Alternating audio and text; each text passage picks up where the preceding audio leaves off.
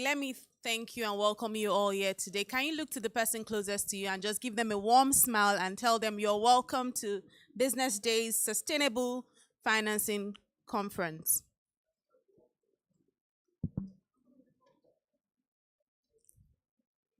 Good morning, very esteemed guests, and welcome to the Business Day Sustainable Building Conference. We're so glad to have you here today. Today is a day where we're holding space for something deeply important, not just for our country, but for our collective future. Our theme today, sustainable practices and financing solutions for the Nigerian sector, isn't just a headline, it's a calling. We're talking about the kind of change that doesn't just touch today, but transforms tomorrow.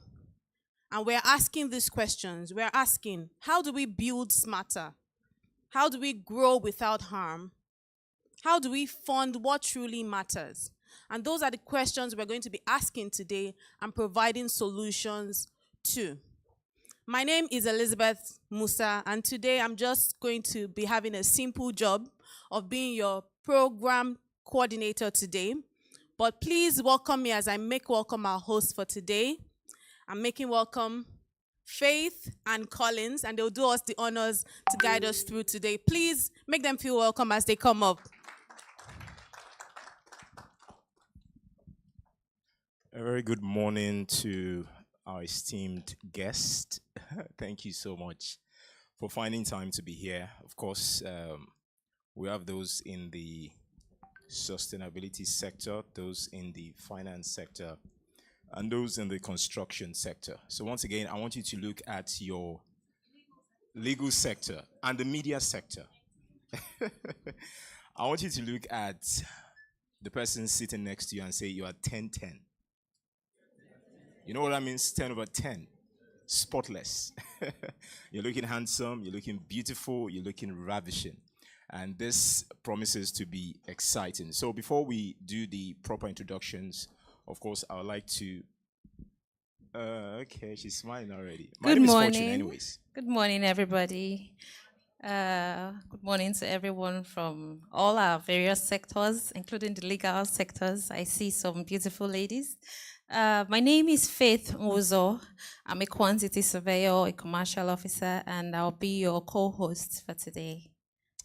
Very well then. So let's just get straight to it. We'll not be wasting time, but I want us to think about one thing today, sustainability. And, it's an opportunity to be here among the finest breed of stakeholders in the sectors that I've earlier mentioned. And one key word here is patience. If there is anything we've learned from construction, it is patience. It takes time to build something solid. And I'm sure that those in the construction sector here, they know what I'm saying.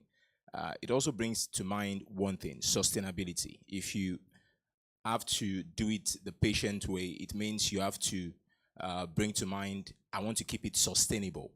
And that's why we are here today. How do we bring in sustainability to the construction sector, financing solutions and all of that? So I want us to pay great attention, right?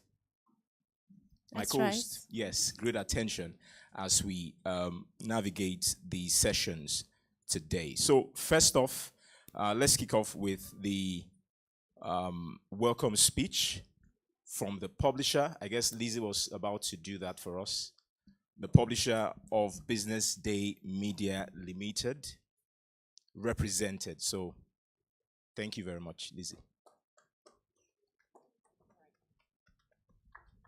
All right, to give us the welcome address today is the publisher of BusinessDay, well represented by the deputy editor of BusinessDay, Mr. Ololade Akimurele. Please welcome him as he comes up stage. Thank you very much. Good morning, everyone. Distinguished guests, ladies and gentlemen, my task here is very simple. It's to welcome you all and then, just essentially get out of the way so that we can have the thought-provoking conversations that we have outlined for you guys today.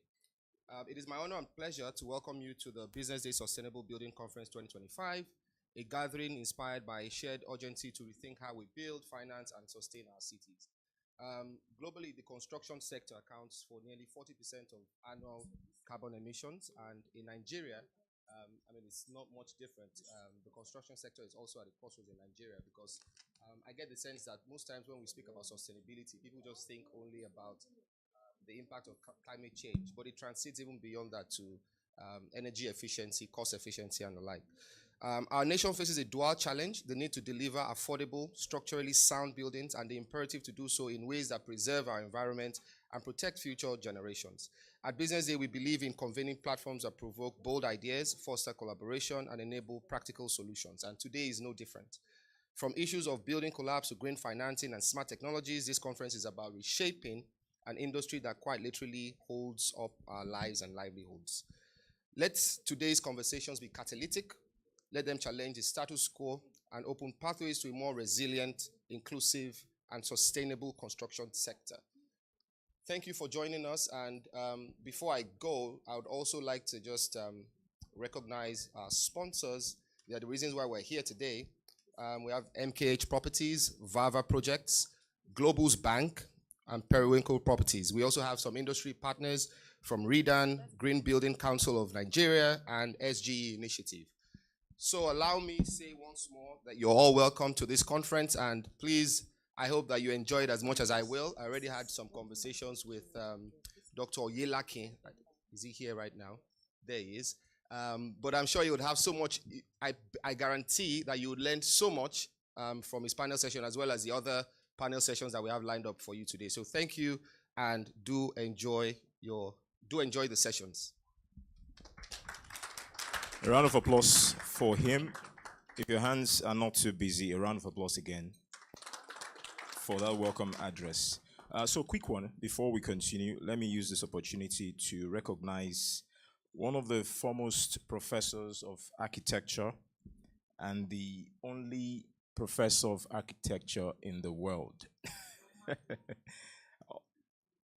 Nomadic architecture. Well, I'm just following my script here. Professor Samuel Daramola, good to have you, sir. Thank you very much for coming. It's not easy to be an architect, though. Then to now be a professor of architecture, that's nomadic architecture. That's serious. I would like to know nomadic architecture, but as the event progresses. Thank you very much, sir, for coming. And then I have here the representative of Professor Samson Duna.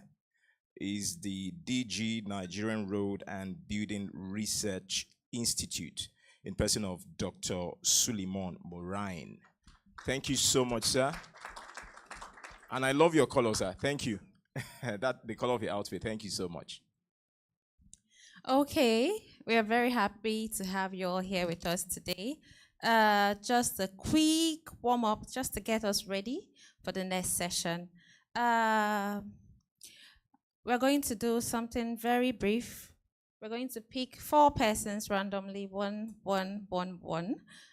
You introduce yourself, your name, what you do, where you work, and you tell us one eco-friendly practice you carry out. So I'll go first so that you understand.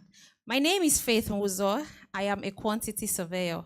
I work with VACC Technical Limited.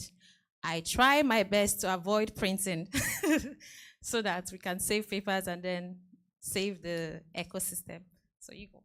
All right, then. My name is Fortune Omoshola, but you can call me the General. I don't have stars on my shoulders yet, but in the media world, I'm a news manager, I'm a voice actor, I'm a poet as well. So I try as much as possible to avoid styrofoams. Hope you get that. Styrofoams. Yes, so I try as much as possible to avoid styrofoam. So I would like to hear from members of the audience here. What do you do? What's that eco-friendly practice? Just one person. Okay, you'd like to start first. All right. A round of applause for her, please. Hi, good morning. I'm Dolakwa from Jang Properties, and I sell real estate. So what we try to do is, if there's a property that we're selling, for example, I have a listing commercial office in Ikoyi with a building on it. So I try my best to let the person preserve that building. So renovate it rather than demolish, so that way you save energy. That's a good one. Please, a round of applause for her. Anybody else wants to try? Okay.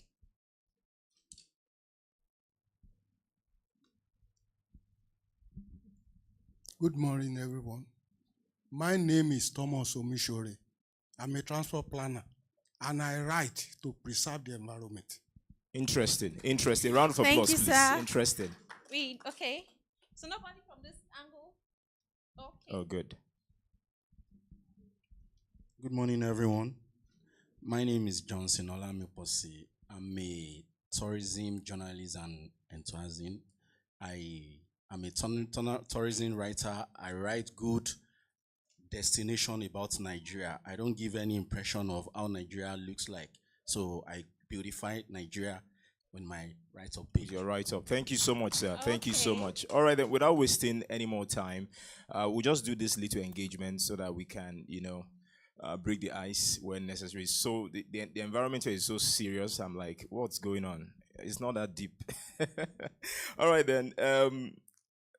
For the keynote address, we have the president of Redan, who would be having a keynote address right about now, is Mr. Kintoi Felix, but is ably represented by the vice president of Redan Southwest Zone, Dr. Kunle Adeyemi. If our hands are not too busy, please let's welcome him to the podium.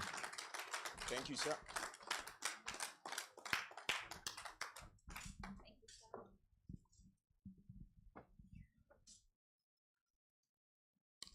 All right. Good morning, everyone.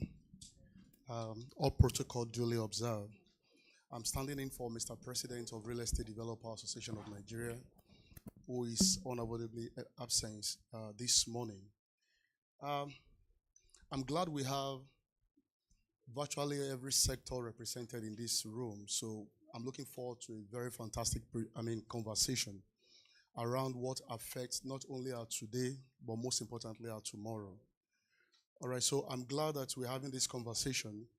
And my job is very simple. It's just to set the stage and set the ball rolling. Then we're going to be having an interesting conversation where we have our panel to have conversation around different things.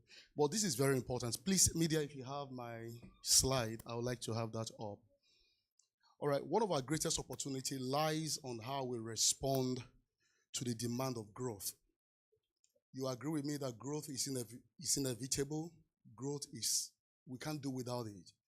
But how we respond to the demand of growth is our responsibility. Right. Now, our country is expanding rapidly. As a matter of fact, it's purported that in the next few years, Nigeria is going to be the third largest population in the whole world. Right. So, by the virtue of this growth and expansion, if we do not build right today, if we not start doing embracing the right thing today, particularly as related to construction, the industry I stand to represent, or real estate rather, if we not build right today, we may spend years correcting the damage, the avoidable damage or mistakes of tomorrow. So it's important that we look at sustainability as something that will not only influence, like I said, our today, most especially our tomorrow. And it speaks to so many things around our life. This is why the theme for this conference, Sustainable Practice and Financing Solution for Nigerian Construction, is not just relevant, but it is very urgent and exigent. So having this conversation is not just relevant. We've got to have this conversation real quick to preserve our tomorrow. All right, next slide, please. Why sustainability? Why do we need to prioritize it? It's not just a slogan.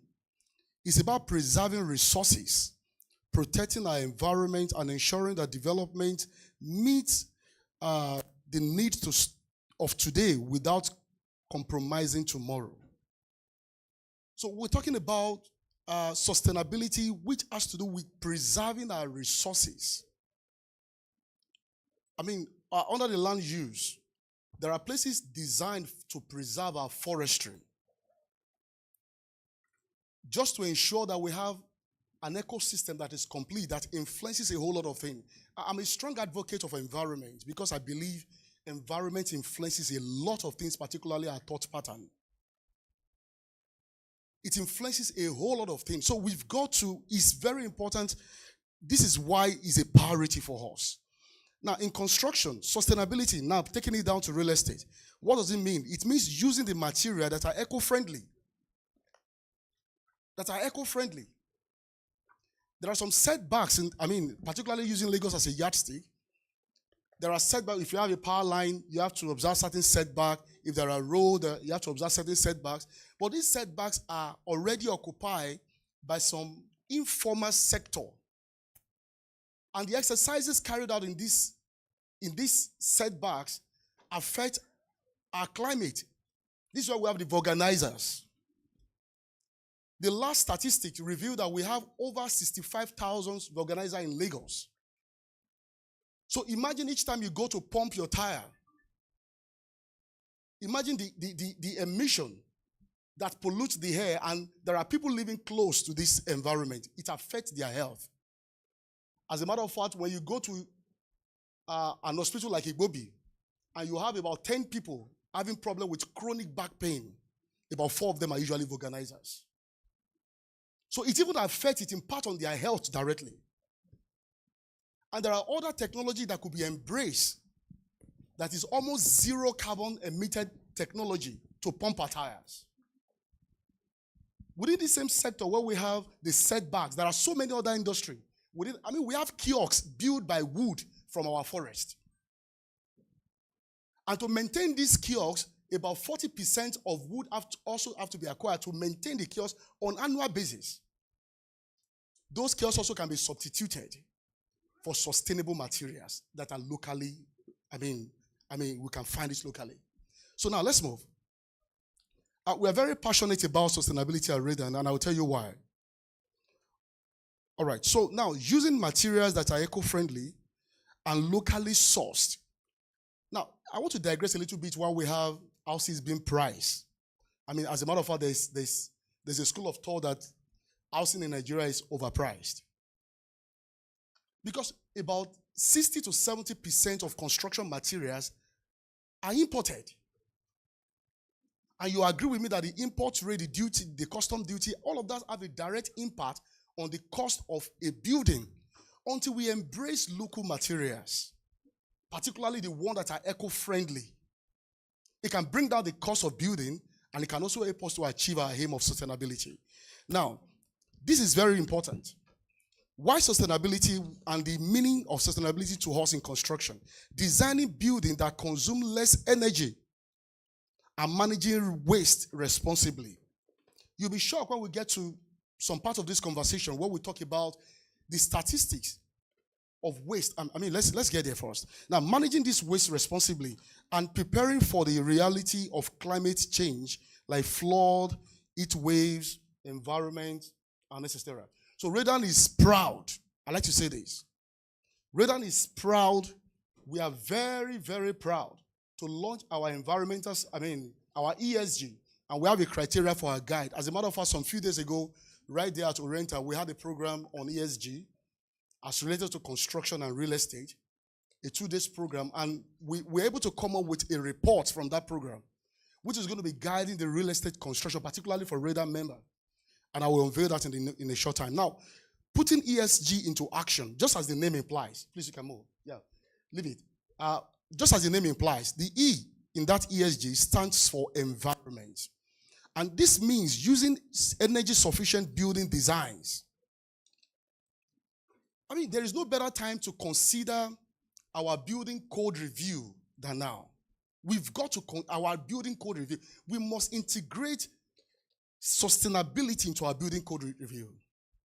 And also embrace a different or a modified construction methodology that promotes sustainability. Now, so for us at Radian, now, E, which stands for environment, using energy sufficient, I said that already, installing solar system or green roof instead of the conventional that we are used to. Now, recycling construction's waste. It was reported that the waste generated from construction site contribute largely to the challenge we have with our ecosystem. Largely.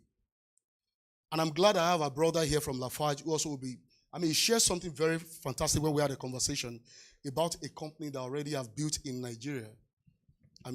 Almost 100% eco-friendly house. About 3-bedroom model was. We can't wait to go check that house. And we are not also, for those who are in real estate here, we are not aware that there are so many benefits. He mentioned to me, and I'm going to be building on that, about one of such benefits.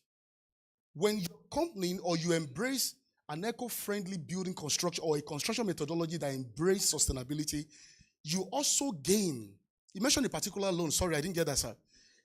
You mentioned a particular assets they have as an incentive for those guys that build ecosystem.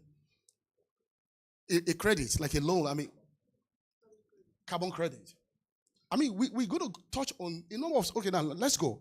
Now, part of the reason why environment is so crucial to us is because we live within that same space.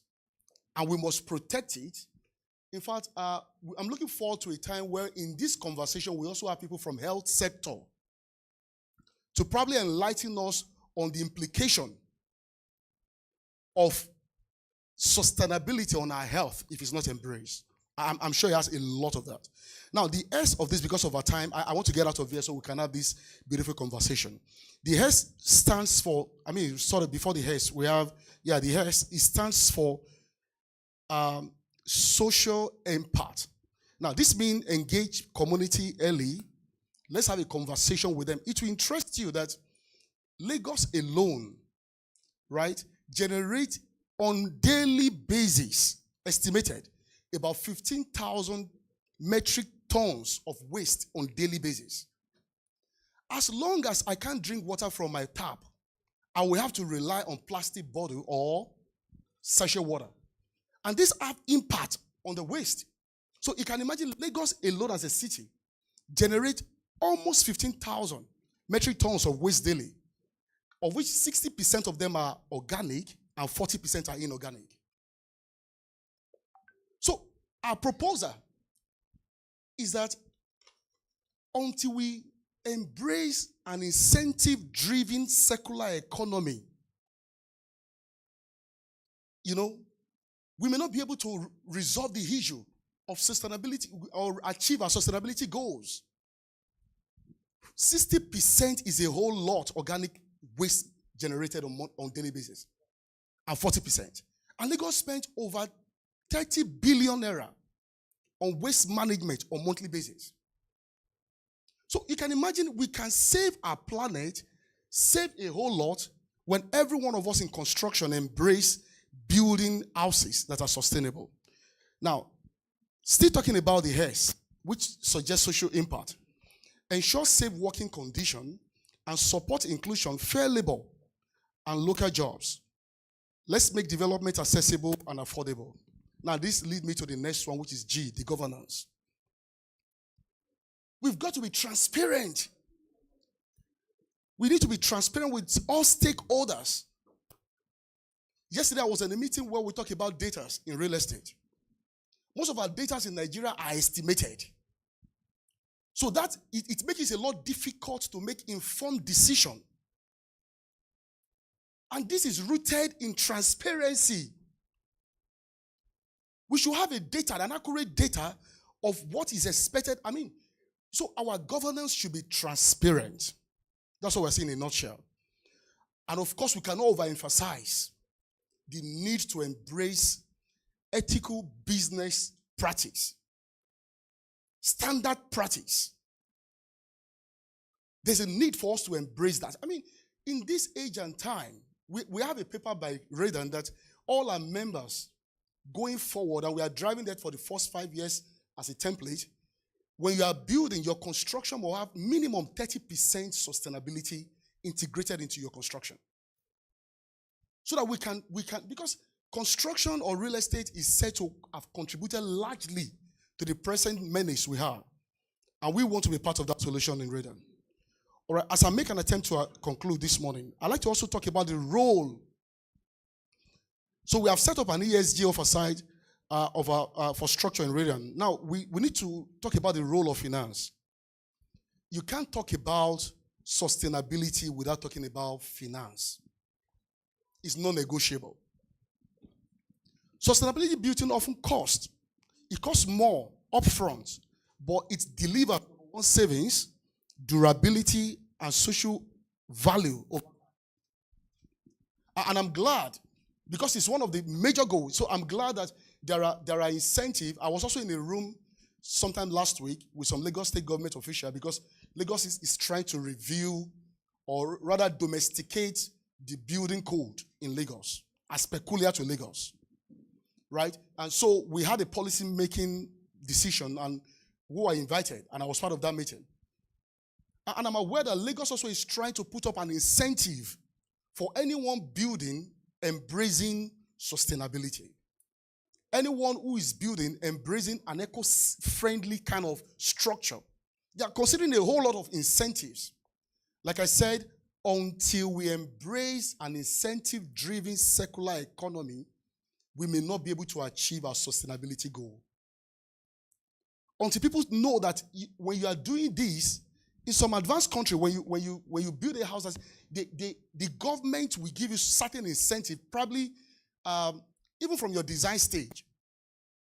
Your permission, you want to get permit for your building stuff. In fact, there's a proposal that was made to Lagos State government that you can even be given an extra floor. A whole lot of proposals is on the table. And I'm glad Lagos State government is considering all of this. So finance is very, very important. Unfortunately, long-term financing for construction in Nigeria is hard. And to assess it is very difficult because of the high interest rate.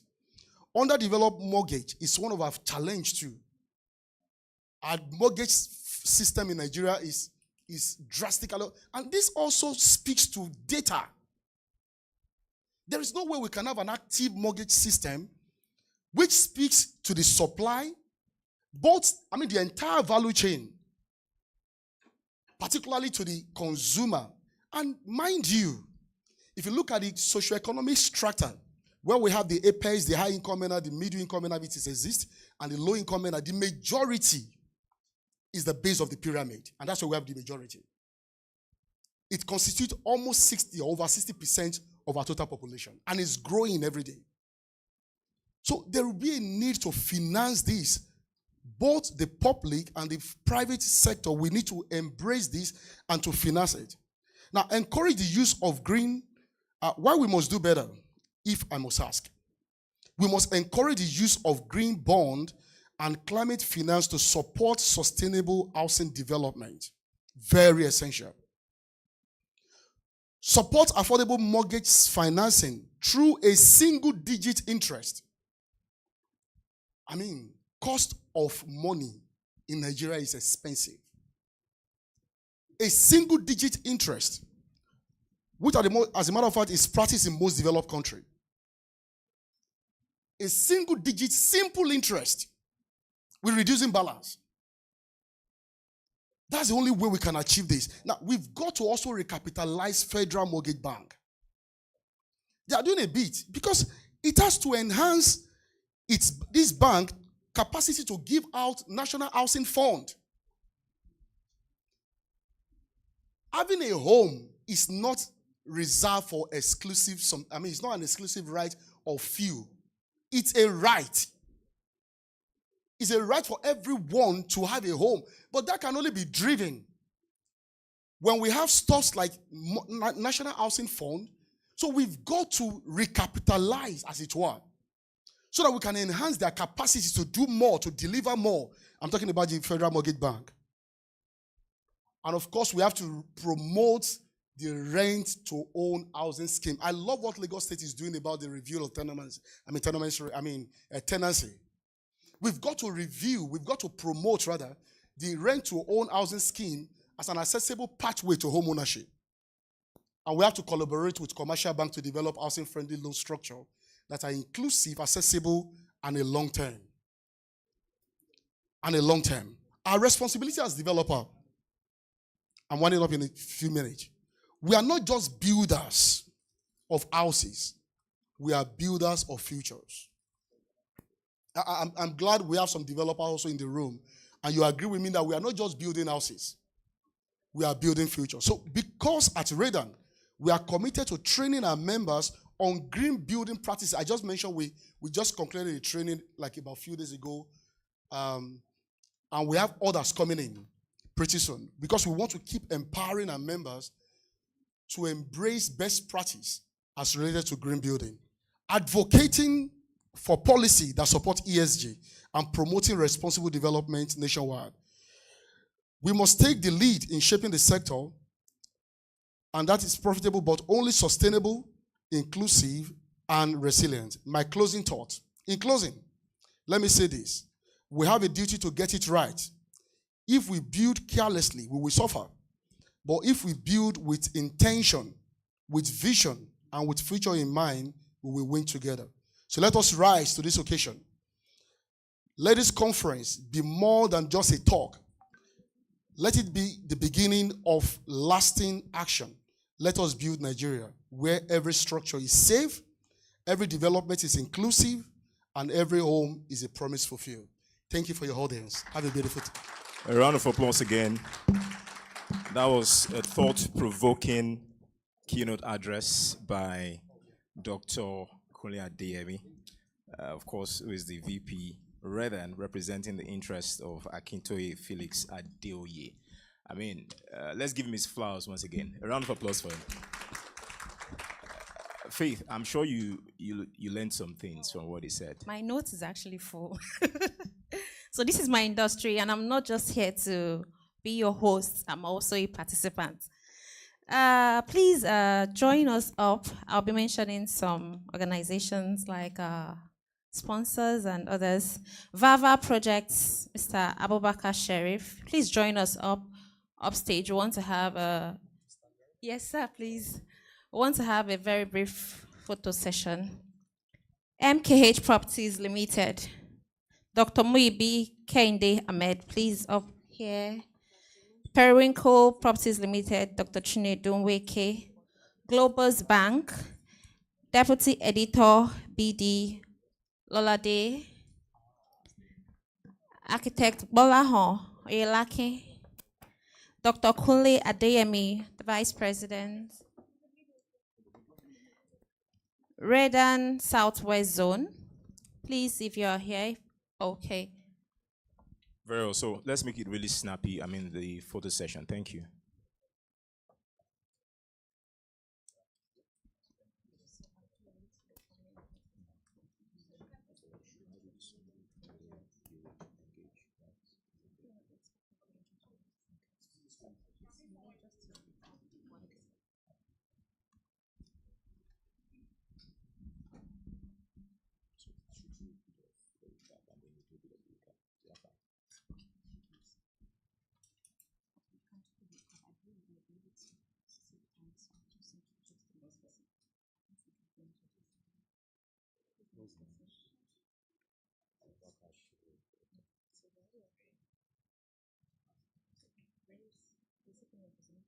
Thank you very much. We appreciate. Thank you.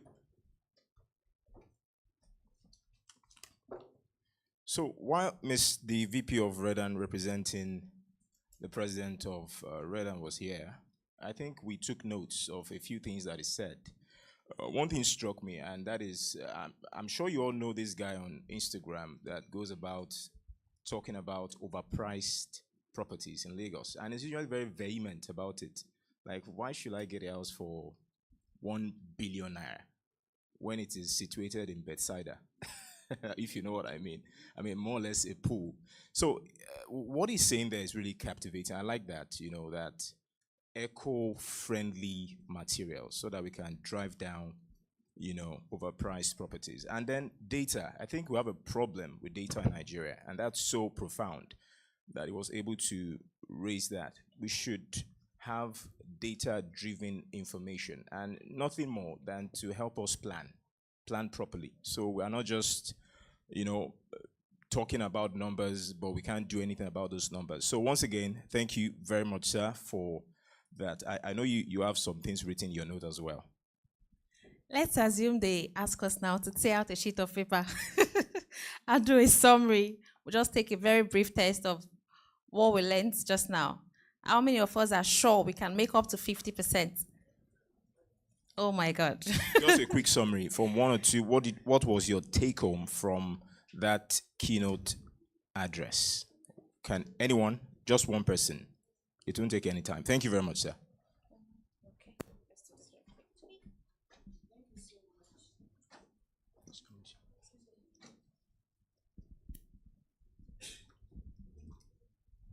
Thank you so much. My name is Hamid. My take home from what the VP read and said, he mentioned that if we don't start now to start looking forward to sustainable policies, the effects that we are all going to experience, it will take us longer resources, longer time in correcting it. So which means that if we don't do the necessary things now, it's going to take us more resources and more time in correcting those defects. Thank you very much, sir. That was brilliant. Thank you so much. If we fail to plan, then we are planning to fail. That's the summary of that. Anyways, we would engage, just like we said, so that we are sure that we are all listening intently, rapidly to whatever is being said. All right, let's get to the next part of the engagement. Just like the president of Redan has, been represented by the VP has done, evenly set the tone for the conversation here. We have the next person up for his presentation is the Nigerian Managing Director, Vava Projects Limited, Abubakar Sheriff, B, ENG MNSE Koren. Please can we welcome him with a round of applause. Thank you, sir.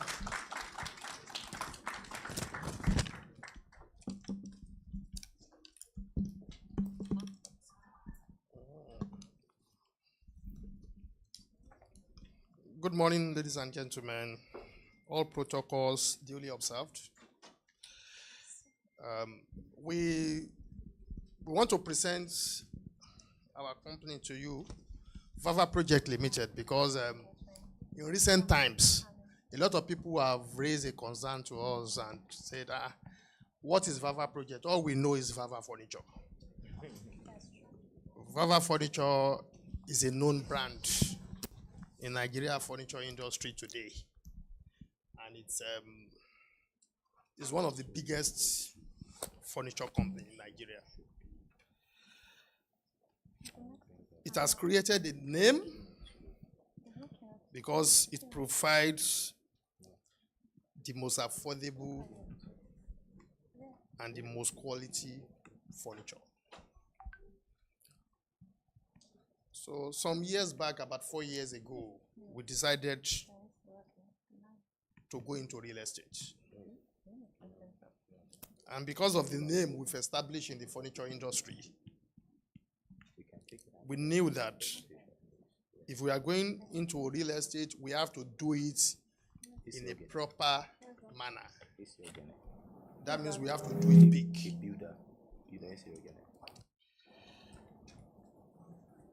We look at the Lagos State, specifically Lagos State real estate industry, and we realize that the industry is growing very well.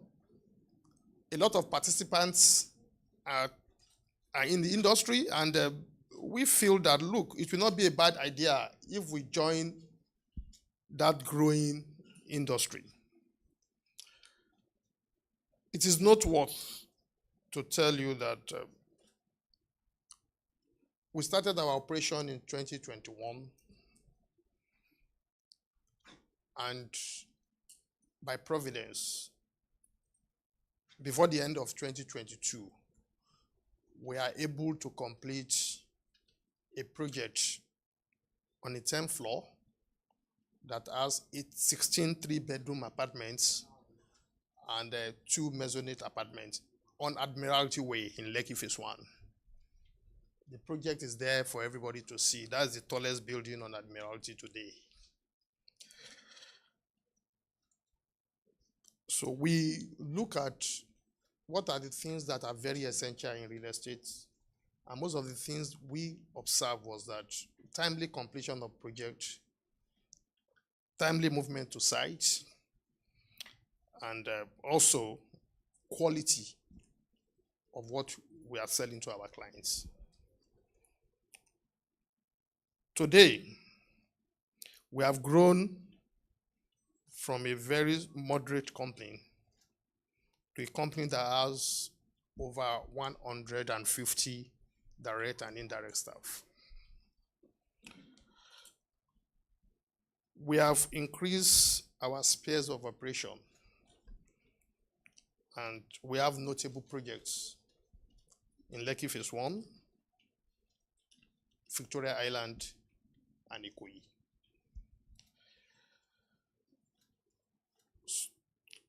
We have a policy in Viva projects, and our policy is most of our projects are done in-house. So the way we establish the real estate, we equally establish a construction arm that services our real estate. And it has worked for us because it allows us to determine our price. Our prices are very competitive and moderate.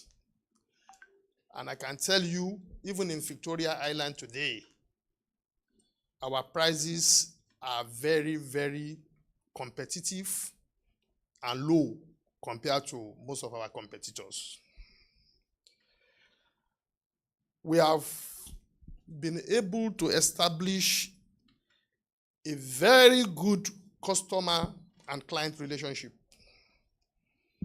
And most of the clients that always buy into our projects, when we launch new projects, are always our existing clients. And it's because of the satisfaction we've given them in most of our previous projects. It's because of the price competitiveness we've offered for them, and because of the confidence they've established in us over a long time. Majority of our clients are either existing clients or referrals. We don't do much of advertisement at the initial stage of our projects. We've looked at a lot of other things to enhance our operation as a real estate and construction company.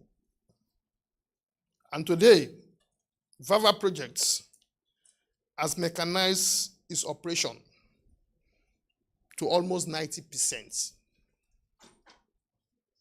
We have a bashing plant of 35 cubic meters per hour, and we have 4 truck mixers, which has a combined capacity of 40 cubic meters for the delivery of our projects of concrete to all our sites. So we are not relying on third party for the production of our concrete. We are doing them in-house. And we have a quality assurance and quality control department recently established that takes care of the quality of the concrete. They do all the necessary engineering tests on daily basis and make sure whatever we are supplying to our sites are not only good, but they meet international standard. Today, we have about 5 ongoing projects.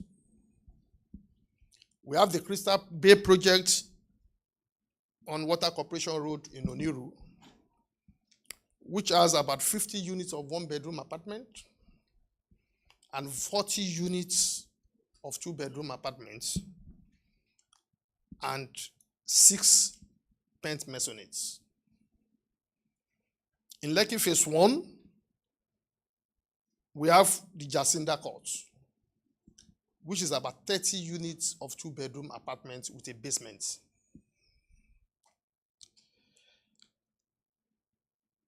In Victoria Island, we have Esikaya Towers, which is a combination of 1, 2, 3, and 4 bedroom apartments on 20 floors. On Banana Island Road, we have PC Courts, a highly luxury apartments with a highly luxury apartments of 18 units with 12 semi-detached and 6 penthouse. We are equally working on other projects that are townhouses, and we've started with a very small project at a beach resorts in Lekki, because we are looking at those markets as well. So we are using that as a testing ground to see whether we can go into terraces and duplexes, so that it will not just be high rises we are embarking on. So in introducing this our company to you, Vava Projects, we are willing to work with a lot of clients.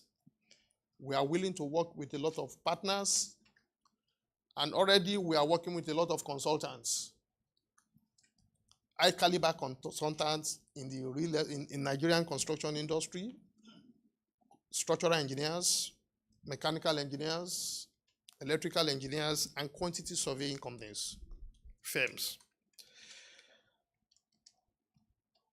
Our aim is to be one of the best practitioners in real estate in Nigeria. If in our first 4 years of operation, we've been able to achieve what we currently achieve, we believe in the next 10 years, Fafa Projects will have established a brand name in the real estate and construction industry. And we should be able to compete favorably in terms of quality of deliveries and also in terms of price competitiveness.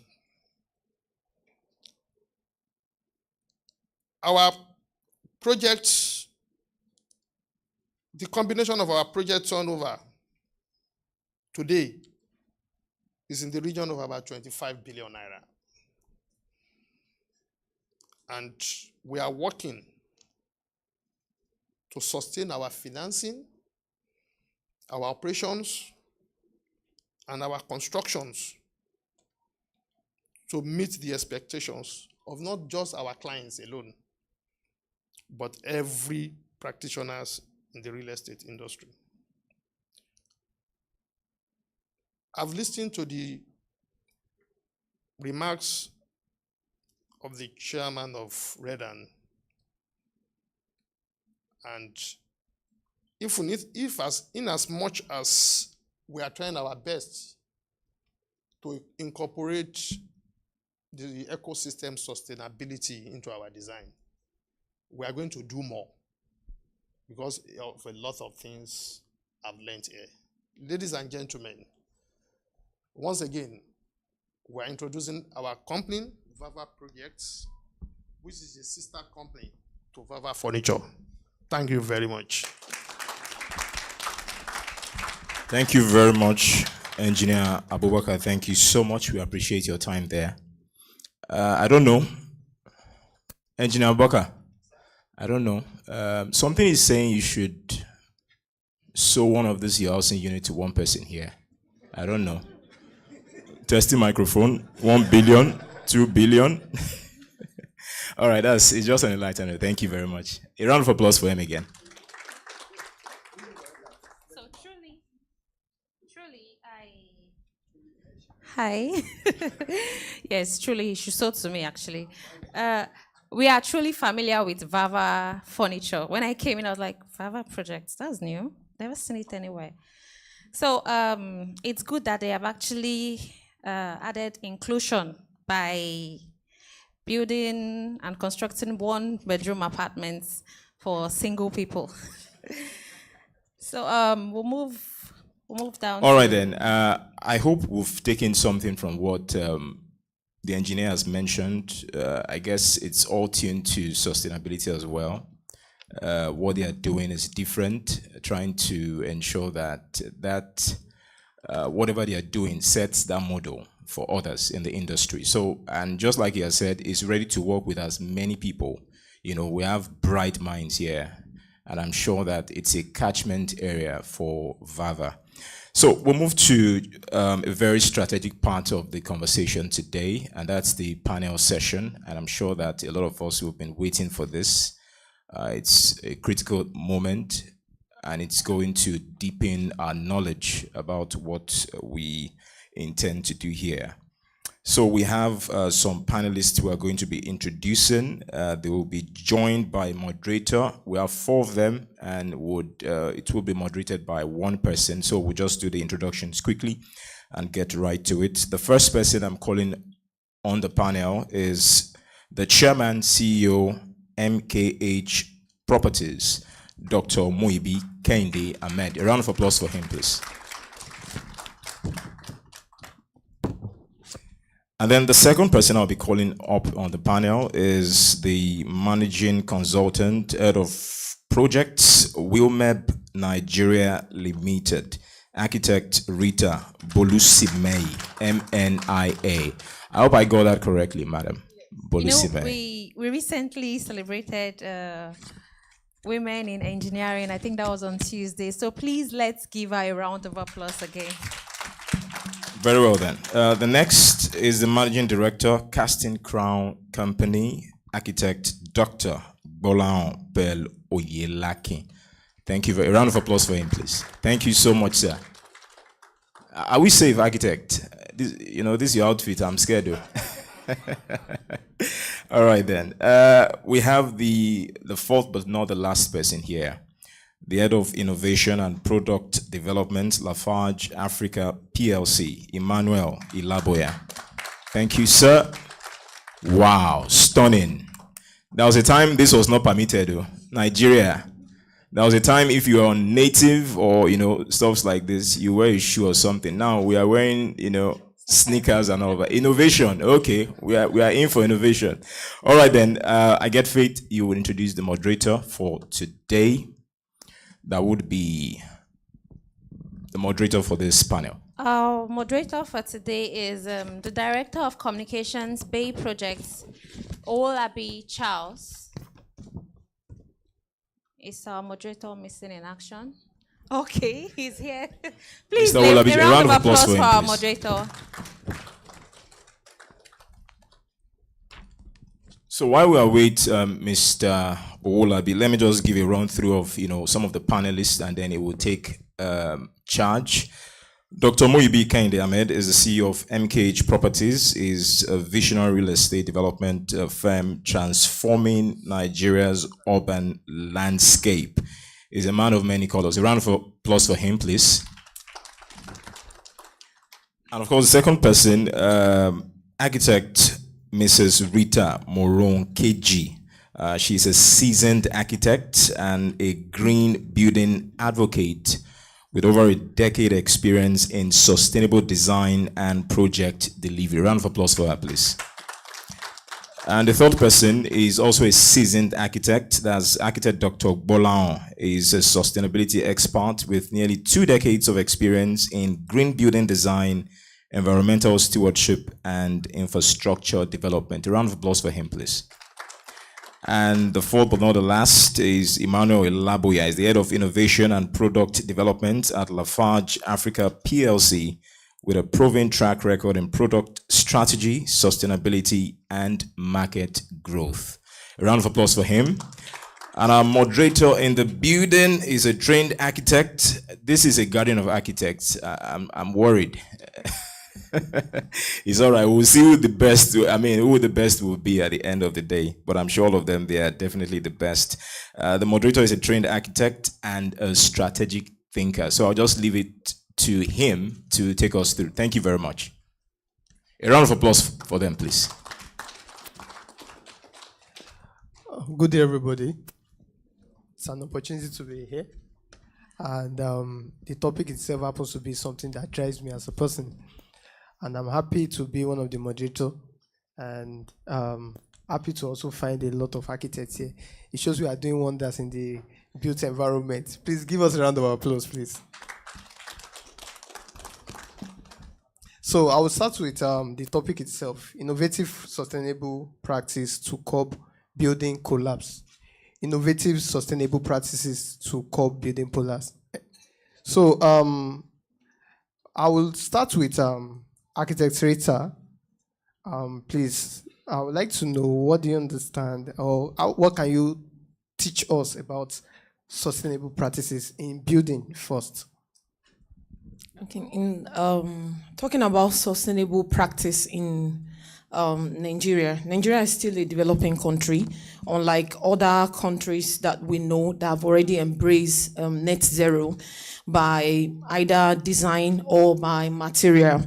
Because UN stated that by 2050, nothing is done to reduce greenhouse gas in Nigeria. It means in the world, it means that the ozone layer would have depleted further. So when we are talking about sustainability, we are talking about materials that are being used, materials that are found in our environment, materials like compressed earth block, materials like bamboo, stone that we have in our environment. If you go to Ajaokuta, you'll find a lot of that. You will find also in Ondo, we can actually make do of this, or we'll use laterite also. Is very, very important. And using interlock block instead of the Sanskrit blocks that we are using. We're talking about materials that reduce greenhouse gas in our environment. Materials that doesn't deplete our environment, that doesn't take because we're talking about the environmental air quality of our building. Because when you use materials like cement, I'm not saying cement is not good, it can be used as a binding agent. But when we use materials that, sorry about I'm so sorry. It's fine.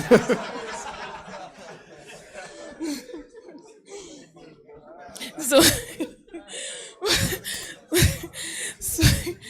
it's still, cement is actually still needed, but as a binding agent, because we are talking about our health, mental health, because, when you use materials that contains less chemical, it increase environmental air quality in the building. And guess what? That means that people don't fall sick easily. We actually have green buildings, sustainable buildings in Nigeria that can be located on the island. Buildings like Heritage Building, Wings Building. We have some that are residential buildings that have incorporated this in construction. And when we look at it again, the last one, if you look at it, at the first instance, you will say it's expensive, but at the long run, it's cheaper. That's the truth. Thank you. All right, thank you. Thank you. That's a good one from our architect. When she mentioned something relating to alternative to cement, trust me, I happen to be someone who actually did a project during my days in school. And it's one of the things they will tell you when you talk about smart construction and alternative materials. You will crack your head. So the next question will be to my architect by my side. I will take my architect first. So the question will be, as both an architect and a business leader, how do you balance commercial objectives with long-term structural sustainability? Okay, thank you. I think I will just take a few seconds from my time. I'm not going to extend my time to just add a few lines to what she said, because you asked a question that focused majorly on building collapse, how to prevent, and I happens to be someone that practices within that field in Nigeria, working with BCPG. I do tell people that if you want to avoid or prevent building collapse, the best method or the best policy to adopt has to do with sustainability. And not just only the kind of sustainability that are oriented towards today, is a building that is certified as a sustainable building. Because what that means is you've gone through all the necessary process of certifying that building and ensuring that the quality of the building is affirmed. So just to put that on note for us. Coming to the question you asked, as an architect, I was saying to a few people while we're just waiting to start to commence the event that let me say I'm very fortunate, to understand sustainable practices pretty much earlier, because we still have some of our colleagues in the industry. As you can see, if really people really understand what we're discussing today, this place shouldn't contain us. Because in Nigeria, we have over 6,000 registered licensed architects. And we should be always at the vanguard of promoting and advocating, the concept of sustainability. Is one of the key courses you're going to take in your master's degree as an architect. But here we are still discussing about how to promote this. So what I've done over the years is to commit myself to learning. I'm still learning, by the way. I've done quite a lot of certification programs in this regard. So I didn't just dive into the practice. I started with learning, because what I obtained as understanding about sustainability at my master's level wasn't sufficient. I have my very good friend and colleague here who was also instrumental in connecting me with some of this learning process, the person of architect Emmanuel. So you're going to see him in the second session also talk about this. That's the first thing that is very, very important. So over here, you need to have, as a matter of you intentionally resolving, to commit yourself to learning. And by the way, how many of us have any certification program? We've taken any certification program in any of the certification system, rating system in Nigeria? Anybody? Hedge, Brim, Leeds, Well, anybody? So this is where to start with. You see that we still have a very low number of people who are certified as experts, to certify building green. So that's the first place to start with, and that's where I started my own practice. Then the second is for us to begin to practice, because what the focus of this event is about, promoting the practice. So we shouldn't just be talking without practicing, right? So when you learn what you want to put into practice, as simple as if you are doing even a bedroom apartment, you want to ensure that it's certified green, right? And it's like someone that keeps repeating that I know A, B, C, D, but had never gone through an exam hall before. It's when you put yourself under an exam situation that you can really validate your knowledge about a concept or a policy. So the same thing when we're talking about you becoming an expert in any of the rating system. And it's very interesting that GBCN, I think one of the representatives here, one of the directors is going to talk more about that. They have, education system around that. So we don't necessarily have to go too far for us to be able to acquaint ourselves with all the necessary education process that will help us to learn more about this certification system. And finally, for my organization, what we do, I told myself last year that I've got to a point where there is nothing else I want to do in this industry other than to build green. So what we do basically is about green building. All our clientele base is about green building. We stopped doing conventional building construction last year. So I'm happy to tell us that one of the first actually mixed-use green building certified in Nigeria happens to be one of our projects, and that's Popumo Lekki. Anytime you're going through that skyline, you can drop by and check. We have other projects on the line. So these are our own commitments. And I think this is where each and every one of us can start with our own resolution. And guess what? If all of us here seated in this conference can pick a project and commit to it and ensure that this is going to be our own pilot project and ensure that they're certified, I think by next year when we're having another conference, we'll have increased the database of how many green buildings we have in Nigeria. Thank you. All right, thank you. That's a good one. And hopefully we have more architects rooting for green building. So I'll move to the next question, which is for my Dr. Muibi, MKH. And I'm into real estate. I'm also a developer, just like my brother. I remember when we started the project, because as an architect, I also have a partner who's in civil engineering and who did structures in the second degree. We'll prioritize what we call the sustainable and longevity of every building we work on in Bay projects.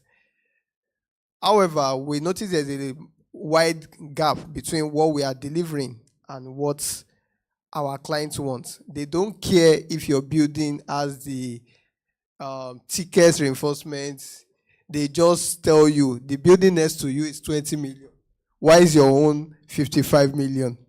And at the end of the day, there's no way you want to explain because you've already screened the whole building. So you can't talk about the integrity of the structures you have there. So my question to my doctor is, as a developer with larger scale projects, how do you integrate sustainability without compromising on costs and delivery times? Thank you very much. This is actually a very wonderful question anyway. And I'll be speaking from the angle of a businessman and a developer. Like you said, a lot of developers and the architects and the engineers used to have a long argument when it comes to this. Because, to be sincere, architects usually try their best. And no architect will design for you and encourage you compromise. No architect and no a reasonable engineer will actually abide by that. But the problem used to start from the developers. And I'm also a developer, and I will tell you the reason why. Developer is already calculating how much you want to make as profit at early stage of the business. They have not even started the project. Developer is already looking at this project to give me $1 billion as profit. And I will not blame him as well. My brother said cost of money in Nigeria is very, very extremely expensive. Me and architect Emmanuel were talking about it. If you know the MD and you are getting maybe above $5 million today, probably they can give you 33% or 34%. You can 38, 36. And then by the time you put all the figures together, you realize that that project must go back, the fund must go back with 50%. And then you have not even factored your profit out of it. And I'm going to use my project as an example. First thing and first answer to this question is adequate planning. Now, what do I mean by adequate planning? For every project, you must have your own equity contribution. You have to think as if that money is coming from a financial institution. And you must have your 30% on grant. So before you embark on any project as a developer, I'm talking about my own company culture. You used to have a 30% fund on grant. That's number one. Two, we'll now create an alternative project like site and service to generate more money in order to fund that building project. Making two. Three, we are looking up to our off-taker that is going to pay 10 to 20% down payment. That's three options. Now, by the time you put all these resources together, you realize that you are going to build beyond inflation and you're going to be beyond what you are selling. But if you don't have minimum of three options to have to finance a project, it's either you get to a point whereby the little resources you have cannot accommodate that project, and that is when you start thinking of alternative. And that is the beginnings of building collapse. Because by the time you start reasoning that, I need to deliver this project, what I have cannot accommodate it. Then you start inviting your engineers. Bro, what do you think we could do? How can we manage this 100 million? And you yourself, you know, this 100 cannot finish this project. So that is the beginning of building collapse. And also another thing is culture. If your contractor is the kind of people or your staff are the kind of, you have the staff that used to collect a return from your contractor. That's another thing that is going to lead to building collapse. You don't have any contractor that will not pay at least minimum of 10% to either your project manager, your finance, the accountant that transfer the money to be looking up to contractor to pay something. Before you know it, contractor will be thinking about how to make his money back in double. So you have to front to that kind of attitude in your company. Even if a contractor have to give it something, in our company you have to declare it. And we find out that you did not declare it, you are going home immediately. You are not coming back. Because those are the things that contribute to building collapse. And finally, inflation as well. Although it's not like a genuine excuse, but at the same time, I do advise our co-developer, it is not a must you have 5 projects like Vava project that have a big brand. If you have one project and you can deliver that one project, it's better for you to have 5 projects. And this is actually common to people that get them involved in JV a lot. There's a company that one investor wanted to buy last year. I was invited to verify some of their things they are doing, and I realized they have 9 projects, and all these 9 projects are joint development, which means none of those projects belong to them officially. They just play the role of contractor and sales on that project. So if anything happen, the developer can pull out and you just find out you cannot find the developer again. So the problem will now be between the landowner and investor that are keen to that project. So when you have this kind of arrangement too much, you realize that you are expecting the fund from the off-taker, which is not realistic, because the off-takers is not realistic market. You can't predict that the project you are building, people will subscribe. It's unrealistic fund. So if you are planning on unrealistic fund, you end up compromising, or the project can get to a stage whereby you won't be able to complete it. So number one thing as a developer, have your own equity contribution, minimum of 30%. And also have another alternative funding for that project. Or if at all anything happens, you should be able to sustain and also engage a competent hand. It's not every engineer, it's not every big company that know what they're doing. If you dive into a lot of big companies, you realize that they don't even have structure. The MD is the one giving a final say on the procurement, on this and that. I've visited a lot of consultant companies and now realize that they only have big name out there. But if you dive into their system, no single structure to sustain what they are building, and they have a big profile. So you have to be very careful as a businessman, thinking, oh, this is a very big name, then you hand over your project to that. At the end of the day, it's just one person that is giving the idea of everything from A to Z. That's another big issue that you need to look at. I believe I'll be able to answer my question. All right, thank you. That's a good one. So I'll be moving to the next person, in the person of Mr. Emmanuel. I remember that we have a particular topic at my office at the time about research on different approach to sustainable building. And by the time I had the opportunity of checking through what Lafarge is doing now, I think it's a very good one in that direction. So I'll ask about EcoPlanet. That will be where my question will come from. EcoPlanet, which you have helped launch, has been positioned as a pioneering green cement solution aimed at decarbonizing construction. How does its formulation and application help address structural integrity in addition to climate concern, particularly in contexts like Nigeria, where building collapse is a recurring issue? Okay, thank you very much. Good morning, everybody. So before I start, let me first say congratulations to Redan for the good job you're doing, for your presentation. And also congratulations, Veva, for the amazing thing you've achieved in 4 years. It's amazing. Well done. I also like to say, so I'm not an architect. I am not a developer as well. So I'll be speaking as not as somebody that is trying to prefer innovative ways of how we can do buildings in Nigeria, particularly Nigeria. The interesting thing you talked about EcoPlanet. So EcoPlanet was launched in 2020, right in the middle of COVID. It is a global brand it was launched in Switzerland. That was the first place we launched EcoPlanet. And that was actually my first green project. So I started all of this green and sustainable discussion from a practitioner point. So practicing it.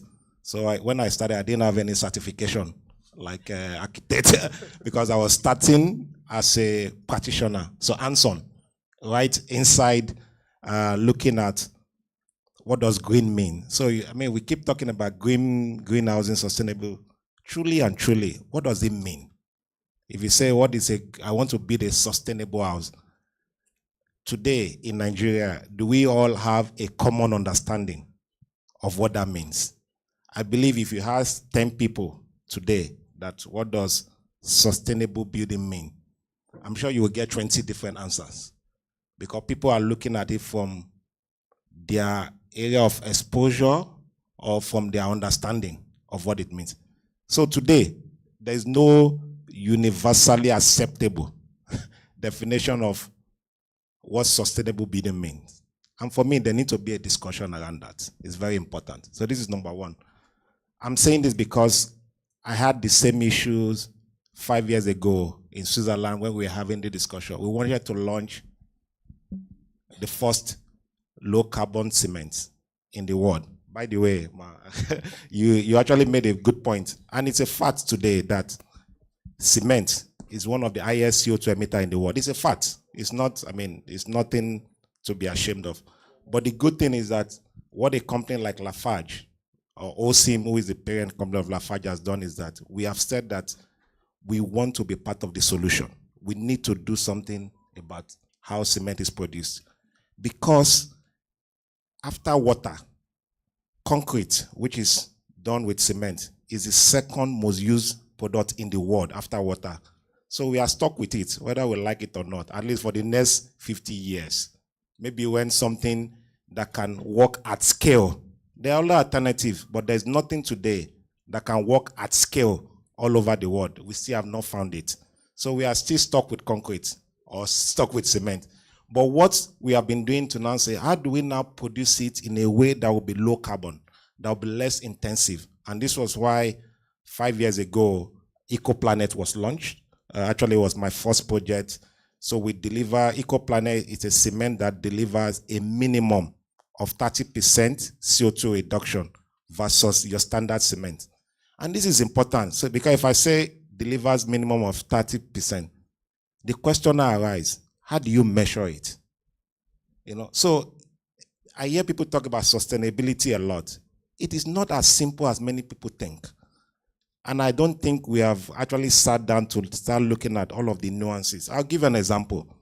So the first thing is measurement. How do you accurate? Somebody talk about data. I think it was the Red Amp that talked about data. It is extremely important. How do you measure? If I make this building today the way I build, and I said this one is sustainable, how do I accurately measure to show, to demonstrate that this one truly, this building that is sustainable, apart from all of the other important points that you've mentioned, it's actually delivering 30%, 40%, 50%. How do I measure that? And that is important because it also fits into the finance discussion. And I will tell you why. So a practical example from my experiences outside, and I think something we can do in Nigeria. In a space like this, you need what I call catalytic funding. You need somebody to bring the money to say, okay, we are moving to sustainable, we want to move to a sustainable way of building. There needs to be something to start that process. Now, let's assume I was at the West Africa Economic Summit that was done in Abuja last week. And I was discussing with the president of the BOI who was there. And I said, let's assume BOI has 10 billion naira. It's small. Let's just, for hypothetical reason, to say we want to support green construction. Because BOI is a government institution, they have the credibility. They can access green funding outside the country at a very good rate, say 4% for dollar rate. As an example, and this is fact because I've done this before. But BOI needs to go to those international funders to say, all of the buildings that we have built that are green, these are the CO2 emissions. These are the green credentials of all of those buildings to assess those kind of funding. Now, the issue is, so BOI can access funding for 4%. I'm just trying to be practical because there's been a lot of discussion. I'm trying to bring it home to see how this thing can work in reality. So BOI can access maybe funding at 4%, which means they can give to developers, maybe at 8%, 9%, with a single-digit rate, which is more better than what we have now. Of course, because BOI also will make money into it. But as part of the criteria to qualify for those kind of funding, they need to come with, to say that those buildings have green credentials. Now, how do you prove that the building I've done has green credentials? Again, it comes now back to accurate measurement of those green, sourcing those materials locally. How do you put all of this together? And this is why, for me, I think one of the tools that is needed urgently in Nigeria is we need a carbon calculator that can accurately measure all of our building for scope 1, scope 2, and scope 3, because this is the criteria to assess those funding. So you need that. It's very important. what that will do for us, honestly, if we get that right, it's a game changer. Sir, you mentioned that you have a lot of consultants, structural. I think you need a green or sustainable consultant as well, because the type of projects you do, you can have access to much, much cheaper funding that can allow you to scale. But because the people providing this type of funding are international body, they have some criteria that you have to meet to assess. And there's a lot of money. Honestly, every year you do the last COP, they do COP 20, the COP 30 now. Climate finance is looking for projects to put money into, but it has to be in a particular format. So this, for me, it's the opportunity I see that Nigeria developers, Nigeria architects, Nigeria stakeholders in the space. And we don't need to reinvent the wheel. There's a lot of things that have been done there. So we can organize ourselves and start doing those things so that those low carbon materials that we have can be accurately measured, can be accurately integrated into our processes, and we can assess this finance cheaply and cut this problem of, number one, high cost, then number one, trying to cut corners and all of that. Thank you very much. Thank you, sir, Mr. Manuel. So to the next question, that will be to our architect lady. So that's architect Rita. As a consultant deeply embedded in the field, where do you see the most critical gaps in design phase safety that leads to collapse risk? Thank you very much, moderator. I would say there are 4 critical gaps that I will look at. And the first one, which I would deem that is very important, is the inadequate collaboration between built environment professionals. And when I mean built environment professionals, I mean the architects, the engineers, structural, mechanical, electrical, and also the land surveyor. That is if the building is a public building and if the building is steep or slope. So what I mean by that is most often times architectural drawings are pushed forward without the input of the engineering drawing. And that is not supposed to be so. They are supposed to collaborate together and come up, by collaborating together, they will find out that there are some issues that need to be dealt with. That is during the design stage and also the construction stage. So to solve engineering problem as it arises. And also the contractor and the artisans are supposed to be prepped, because when we're talking about sustainability, it's different from any conventional building that you can, it's different from constructing conventional building. It's actually very technical. So they need to be prepped and to be brought on board. Then number 2, I will talk about the improper specification of materials. Improper specification of materials in the sense that most often times when you look at maybe the engineering drawing or maybe the quantity surveying and bill, you only see maybe it's 124. I mean the concrete that is supposed to be used, but you don't see the grade of the concrete. Maybe like C25 or C30 is often omitted. And I will talk about live load, dead load, point load, and also environmental load, in the sense that when you're talking about the live load, oftentimes they tend to not think about when we are talking about public building, you calculate the amount of people that are supposed to be in that building at a particular time, if it's a public building. Then you talk about the furnitures that would be in that building, or probably the instruments or machines that are supposed to be used in that building is often neglected. We talk about the dead load. Oftentimes, engineers also, most often times, they feel that they know about the weight of reinforcement, forgetting that we have different manufacturers for this reinforcement. Then I talk about environmental load. When you talk about, I'm talking about the flood I'm talking about rain and also wind impact on that particular building. Then I'll also talk about the point load, which is the machine, the generators. Because we will notice that even in residential building, you find some people putting their generator even at their balcony. So the vibration of that generator also impacts that building. Then we'll also talk about the water tank. If the water tank is supposed to be placed on that building, and maybe the engineer designed for about 5,000 liters, and at the end of the day, the client or maybe the residents feel that water tank is not serving them enough, and they go ahead and put 15,000 liters on that building. That also can cause building collapse because it was not actually accounted for. Then talking about when consultants, they don't think about the site orientation. And what I mean by that is site design. The contractors and the artisans that are going to work on that project, when you design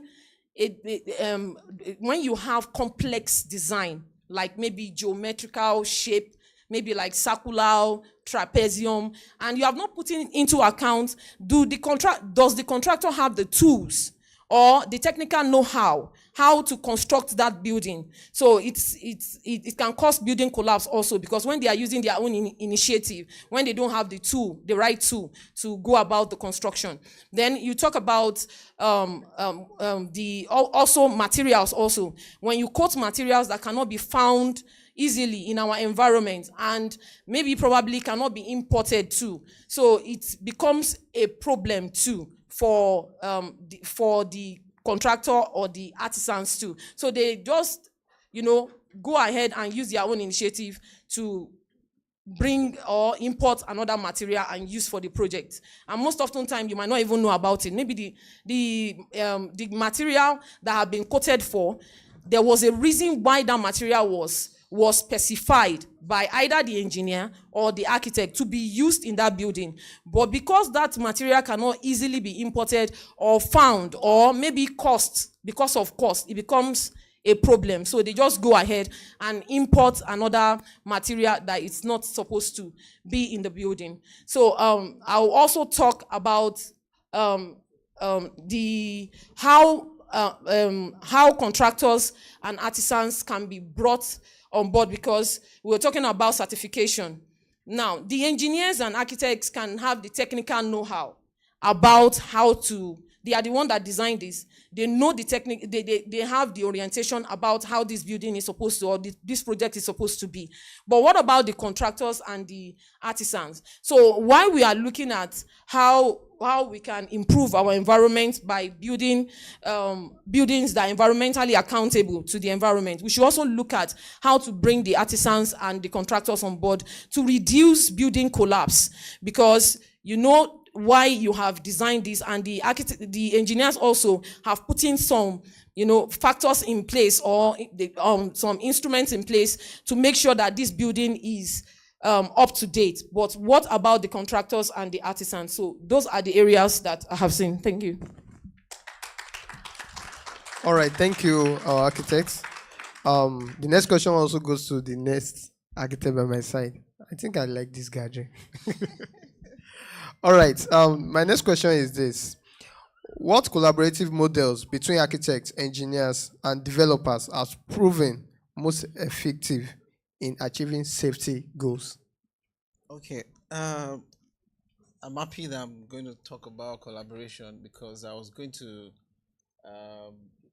add a word to what Emmanuel said regarding data gathering, because that's very important to achieving certification in green building system. I'm happy to inform us that GBCN, we have a director here, which I believe might talk more about that during his own session. Started a project a few years ago on developing a carbon database management system. So I believe that's an key area where collaboration is very important, because data is very key to anything we want to do on sustainability. Currently, Nigeria don't have any database around environmental product declaration, EPDs. So most of the EPDs we use in some of the rating systems had to be adopted from other continents. So that's very, very key. I believe in the next few years, with the effort of GPCN and collaborations within the industry, we'll be able to develop something that is local. Also, in terms of certifying buildings, is also a key area where we can collaborate. Yes, architects imagine designs, we create innovative design solutions for sustainability, and the engineers go to site to build. There's always a gap. While she was talking, I quickly recollected the project I did a few years ago, and I was recalled back, my team was recalled back a few months ago for us to come and do some remedial works. And what actually happened, we designed very innovative, very nice. It's here in Lagos, I'm not going to mention for record purpose. You know, we had some critical vertices in the design, some funny truncations, and we advised the client and the project managers that they needed to onboard a team as prime consultant. But of course, you know the way developers do things, because they want to cut costs on consultancy, blah, blah, blah, and all of that. So they picked that design, gave it over to the developer. Unfortunately, the developer did not understand how to work with curves and angles because of the truncation. We have 90 degrees, we have 97 degrees, we had 46 point something degrees. So eventually, they didn't get the envelope correctly. So a few years ago, during rainy season, they had to deal with a whole lot of issues. So we're back there to correct and all of that. So that is one of the things that necessitate collaboration. I mean, it's just reasonable and logical practice that right consultant had to be onboarded throughout the life cycle of the project, and not just only during pre-construction, during construction, also post-construction, because there's need for such scale of project, there's need to always evaluate the building, especially because of the kind of materials that you're going to use, because of LCA needs and all of that. So these are part of ways by which we need to ensure that we necessitate proper practice. Then also, I will speak to the angle of our national building code, because like I think it was a doctor that mentioned that there is probably this kind of conference need to throw out such advocacy out. We are working with an outdated Bible in the industry. Yes. You know, it's not just enough for us to continue to talk about sustainability without having a governing policy around it that can, you know, kind of like holistically take everybody to account.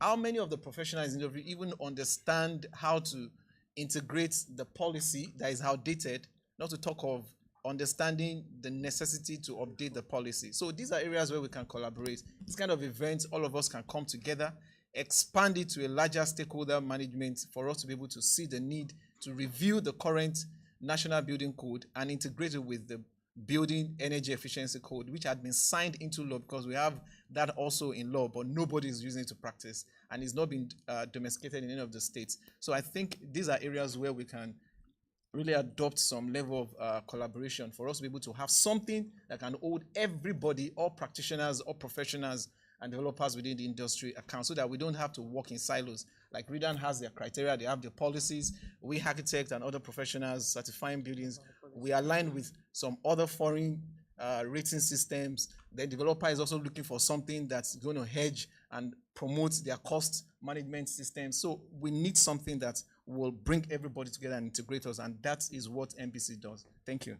All right, thank you. Thank you so much. Not to waste much of our time, I'll be moving to MKH, like we all call him. So, what steps are you taking in 3 minutes? What step are you taking to align MKH properties with international green building standards, such as excellence in design for greater efficiency, leadership in energy, and environmental design? Okay, thank you very much. I think I'm going to pick one of his points, and the architect. I think planning is one of the most efficient things to do to avoid that, because from the beginning, both architect and engineer and the consultants and the contractors have to be on site to have a meeting. They need to be on the same page. Why the project is ongoing, they must also be on the same page. Even after the project has been delivered, they must also be on the same page. We have one bad habit in Nigeria. Most time, architect and engineer, they always go in a separate way, and usually caused by the either developers or the owner of the project when they're trying to cut cost.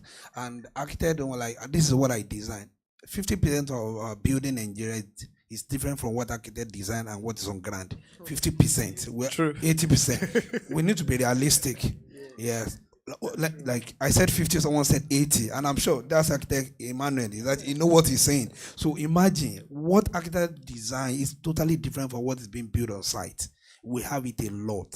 If you go on inspection like this, you'll be seeing a lot of things, and then when you check their record, their book, their drawing, you why are you building this? Say, that is what the developer wants. So we have to move from what the developer wants to what actually architect design and what is being approved. And also, when she was talking about the materials, before architect, I would also like to add all this and encourage our architects that are here. I know you guys have different skills. Would like to design some kind of structure that is fantastic. But think about our locality. Do we have access to that materials? On one particular project, I can reject like 3 or 4 designs from architect. I'll be asking, where do you want me to get the design? There's particular design we want to materials want to import to Nigeria. We realize how much you're going to spend just for cleaning and custom detail. It's going to cost like £50,000. So we have to change the entire design because of that. The government is charging us 20%, and then we have to pay another 15% in Nigeria. That's 35%. That's a whole lot. How much are we going to sell that product? So we have to neglect that design and go for another design. So we need to be realistic from the beginning. All of us have to be on the same page. Collaboration is very key, like he said. We need, and also there's going to be a more awareness to regulate all these issues. No, but I don't think anybody is holding responsible to what we deliver on site in Nigeria. Nobody. There's one incident that happened in London, in Greenwich. A project had been delivered, almost 24-story building, and the government want to demolish it. Just because where they're supposed to be gym, they have converted to showroom. Where supposed to be car park, they have converted that place to green area. Just little thing. And the window size different from what they approve. Those are the little things that in Nigeria we don't even consider. And they have to go to court because government want to demolish the house. In Woolies in UK there, over 24-story building. And they want to check the value of that project. It's only less than 50 to 60,000 pounds. The £1 million. A whole lot. And when I saw the documentary, I went there myself to see. And they give room to anybody to come and check. Like little things. And they are not even giving them an opportunity to change it or to amend anything. Government want to take it down. Do we have that kind of practice in Nigeria? We don't. Until we have that kind of enforcement, we will not get it right. And I think I would like to encourage our government to step in to correct all these mistakes. All right. Thank you very much. Thanks so much, sir. So the final question before we round it up, before we call it a day, is to Mr. Emmanuel. Yeah, from your strategic position leading innovation in Lafarge Africa, how is the company leveraging data, AI, and other digital tools to predict, prevent, or respond to risk associated with construction failures in real time? Please, let's make it brief. Okay, thank you very much. I think one of the things that we do very well is to also look at the trends to see how things are going.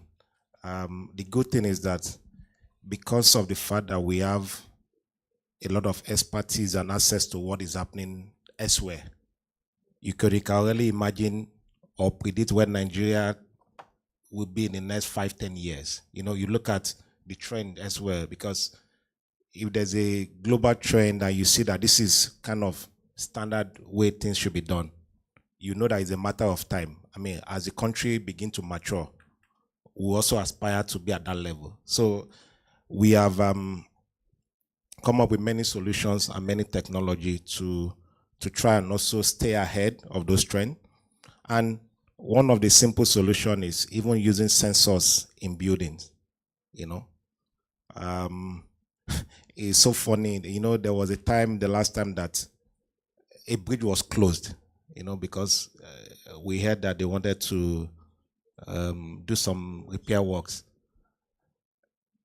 You know, for somebody like me, when I hear something like that, it's a bit, it annoys me to my core, because at this age and time, technology has gone past you shorting a bit to make repairs. There's a lot of ways that could have been done to ease the life of both the people using the road and the government. So I think the point here is that there are a lot of tools that we need to incorporate into the way we build and even how we build. Today, people talk about housing deficits in Nigeria. The housing deficit, and this is a very important point, is so huge that even if Nigeria as a country has all of the money today, let's say we have all of the money to close the deficit gap, the way we build today, it will take us more than 30 to 50 years. Assuming the money is on ground.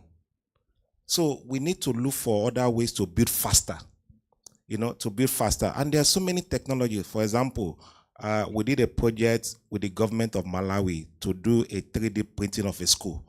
It was done in 7 days, from start to finish. 7 days to 3D print a school. There are many projects in Lagos now, at least that I'm aware of, that they are using prefabrication. You just come, you do the prefabrication off-site, then you bring it to site and start clicking it like Lego. Not like Lego, you understand?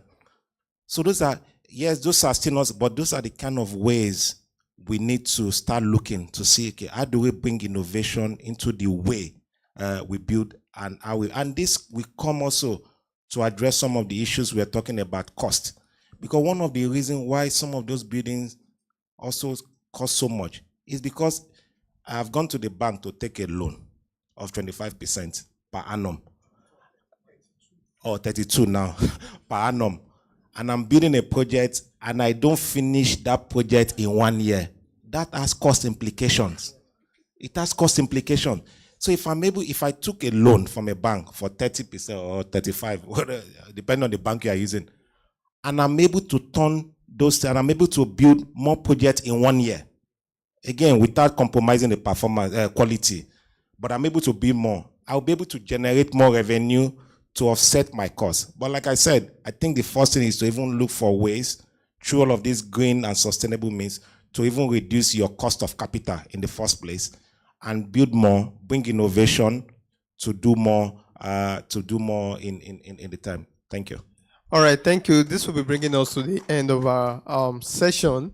And I'm sure as much as we would like to blame the third parties as far as all these challenges are concerned, it's also something we all need to be self-aware of, that we have a role to play. Thank you, everybody, for your time. We'll be calling it today.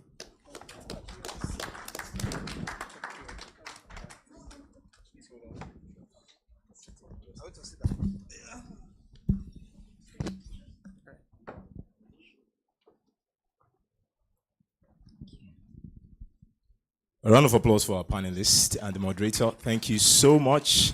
Just in a bit, we'll be having pictures with them. But please have your seat, just a bit.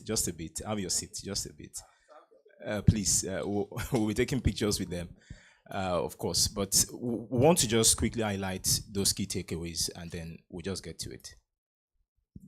Okay, if you were paying attention, the conversation was about innovative ideas, solutions, practices to curb building collapse.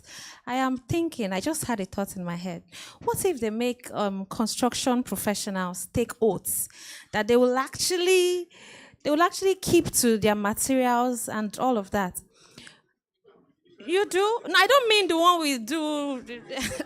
Actually, the way doctors... I know. Okay. Okay.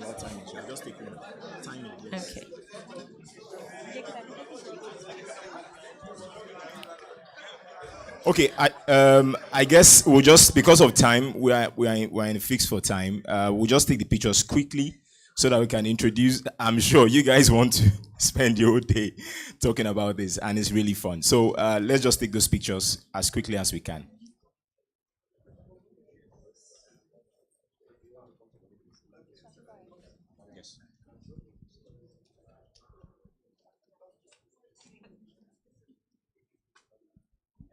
Okay, so while they're taking their pictures, they talked about, they hammered on collaboration among construction professionals, architects. Let's just have a little get to know each other. If you are in the construction industry, if you're from the construction industry, with a show of hands, you work in the construction industry, architect, engineer, are we not here? They are talking about buildings and we are not here. Interesting. Okay. If you are in real estate. Interesting. Okay. Good one. Good I hope one. we are not shy. Media. Okay, good. Okay. Thank you, my brothers. Thank you. All right, then. Thank you so much once again to our panelists. There will be questions at the end of we have 2 panel sessions. This is the first one. There will be questions and answers at the end. And of course, we have gifts, courtesy of Globus Bank. There will be little teasers here and there are gift packages. I mean, very interesting gift packages. You want to be part of that. And of course, we'll have pictures, at the end. While they were here, I was scared for, a bit for architect Rita when she mentioned cement. That man was like, "You are touching on my income." But the man said, "No wahala. Cement or not, sustainability or not, we are stuck on cement." Anyways, a round of applause for the panelists again. All right, then. Let's get right to the next thing on our agenda. We'll bring on for the second keynote address. The person is present for that. So we'll bring her right on stage before the second panel session. We have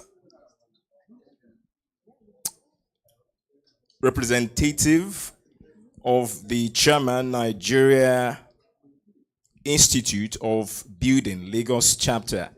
That's Builder Adeoye Thomas, who is ably represented by Builder Asio Gene Ese Odusola Stevenson. She is the Senior Project Manager, Energo Building Construction Limited. Thank you so much. A round Please, of let's applause for welcome her, her on please. stage.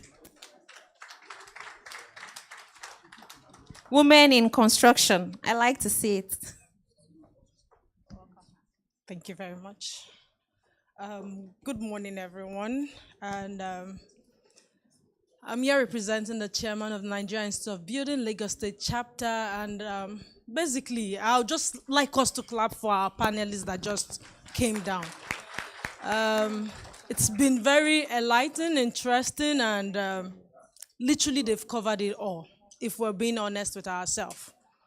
They have indeed covered it all. Our chairman is sending congratulations to Business Day on this conference. And just to remind each and every one of us, as we're seated here, sustainability has to do with us. Each and every one of us have to do it.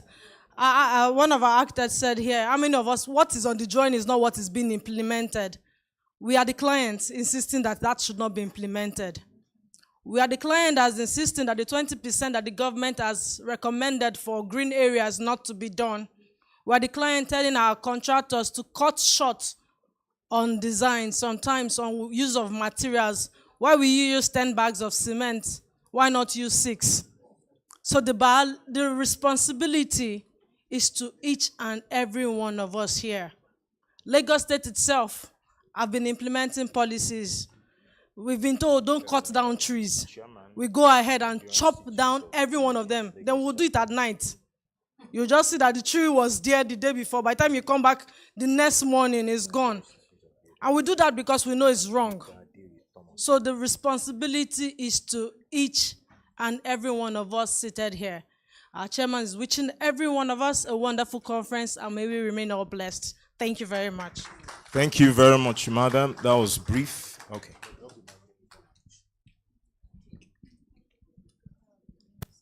Thank you very much, madam, for that very brief one. We are sticking to time. I guess I told you earlier we'd have questions and answers after this entire conversation. So keep your questions brief. We'll take them after this second one we're doing. And that's the second panel session. We'll be inviting the panelists for the second session. Please, when I call their names, do well to give them a round of applause. It's not easy to have this amount of knowledge and to be willing to impact on others. Let's make welcome the chairman and CEO, Periwinkle Residences Limited, Dr. Chiedu Nweke. The Director of Education and Certification, Green Building Council, Nigeria, in the person of architect Emmanuel Bamiyo Falude. Let's make welcome the Managing Director, Impact Nigeria Limited, Engineer Ogwara Chukwemeka Anthony. Please. Let's make welcome the Chairman, Sustainable Green Environment Initiative, Dr. Somi Olowosile. And our moderator for this session is the founder, ZUN International Limited, Edun Aziz Olaolu. Sorry for that. Aziz Olaolu. Yeah. Please, let's give them a round of applause. All right, so we'll just get straight to the panel session, the second, as will be handled by Mr. Aziz Olaolu. But before that, keep in mind, if you don't want building collapse, just have money. So you have to cut down on costs. All right, Mr. Aziz. Okay. Good morning, everyone. It's a pleasure to welcome you all to today's event once again on sustainable practices and financing solution for the Nigerian construction sector. During this session, we'll be discussing financing and ensuring integrity for sustainable development. My name is Edun Aziz Olaoluwa, the Managing Director for ZUN International Limited, a professional real estate firm here in Lagos, and a proud member of REDAN. I am honored and super proud to be your moderator for today. I encourage you to interact, ask questions, and think boldly. The future of construction isn't just about building, it's about people, purpose, and long-term value. So let's begin. Good morning, sirs. My first question is to Dr. Chinedu, that's the Chairman, CEO, Periwinkle. Sorry, sir. Dr. Chiedu Nweke, that's the Chairman, CEO of Periwinkle Residences Limited. So, sir, how do you strike a balance between premium residential development and the financial realities of incorporating sustainable building practices in Nigeria's market? What innovations in design or financing have worked for Periwinkle Residences in this regard, sir?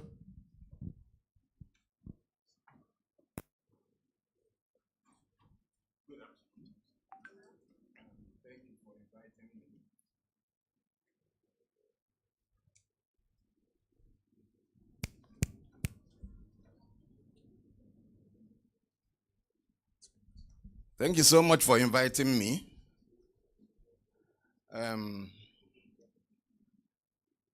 I am very happy that BusinessDay, a leading newspaper in Nigeria, is organizing this. Because I walked in a little bit late, and I listened to the last round of contributors. And I'm going to be speaking the chairman of Periwinkle. Okay, sir. As a developer. And I looked at the topic, and he says about sustainability. Yes, sir. Of construction and funding. Yes. And you mentioned premium real estate and how it relates to funding. But let me say something before we move on. The issue of sustainability is about how today affects tomorrow, next generation. How what we are doing today will affect the next generation. And from my own practical experience as a developer, I've been involved in reclamation. I led the reclamation of Blackwell Lakes. I led that of Orange Island. I led Abowa Town and Periwinkle. So my first worry when I saw this topic, because it's talking about construction, but people are talking about only building. So my worry was waterways, reclamation. I'm not saying that reclamation is not good, but is it regulated, properly regulated? Are you considering the community? What about the future generation? The world is an evolving world. It's not just about 2 years or 3 years at the end of the world. So if you reclaim everywhere today, in 100 years, where are they going to reclaim? So these are the issues, this is your topic, brought to the fore. What about water itself? That water you are reclaiming. What about the aquifer? You get? So these are the issues I saw immediately. Because you see, if you are reclaiming all the water, you are displacing something, aquatic life, even fresh water. People are losing where they can get water to cook. And people are making indiscriminate boreholes and without any regard to the aquifer. So many issues came to light. And I will just talk generally before I get to what you asked. My worry is that the moment you mention sustainability, you are talking about the environment, issues of environment. You are also talking about economic issues. You are also talking about social issues. And they are overwhelming, completely overwhelming. So, then funding. Oh my God. When you talk about premium, where is the funding? No developer. I am telling you, I'm a developer. They are all cash-strapped. Both the developer and the buyer are scampering around looking for money. That's why you're hearing about off-plan. Somebody said, if you want to embark on a project, you must have 30%. I laughed. I don't know the kind of project he's talking about. Some of these projects are 50 billion, 60 billion, 120 billion to construct. Who? Not even the banks can provide that 30% he talked about. So, there are very serious issues. But since you restricted me to premium offers in the market, I'll talk about Periwinkle. Okay. We realized that the funds are not there, and also that our designs must meet sustainability. So in Periwinkle, we have a design guideline about a light in the room, headroom, and piling, water supply, reinforcement use, lighting, solar energy, power, and so many issues. Somebody talked about tank. Do you even need tanks? We don't plan with tanks. We plan with the pressure of the water. So all these things from design stage in Periwinkle, we look at them for the issue of sustainability. If you look around Lagos today, so many things you call buildings, if there are correct policy framework, they shouldn't be existing in the first place.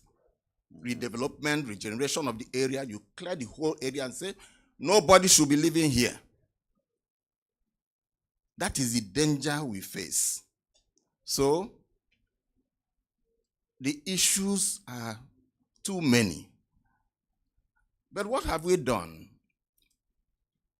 Given that the funding is not there, we've created a brand to rely on brand equity, and which is our own bank based on integrity. So what Periwinkle is driving on is integrity. Because in the market, the key issue in the market, you see where I started, because there's no money. Now somebody mentioned 30%. They don't even have 30% to start the project. So we realize that money is the issue.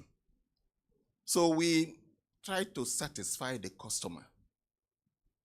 One major area of satisfaction is to deliver. Make sure that somebody who has paid for a home gets that home. That's number one. Because a good number of developers can't even deliver. And there are many developers in Nigeria. Secondly, we also try, because we leverage on that brand and brand equity, it is our own bank. We are able to meet the customer. So we don't play in the down market. We play in the up market. And to be able to play in the up market, we must have backwards integration. So we make our own, we order and make our own tiles.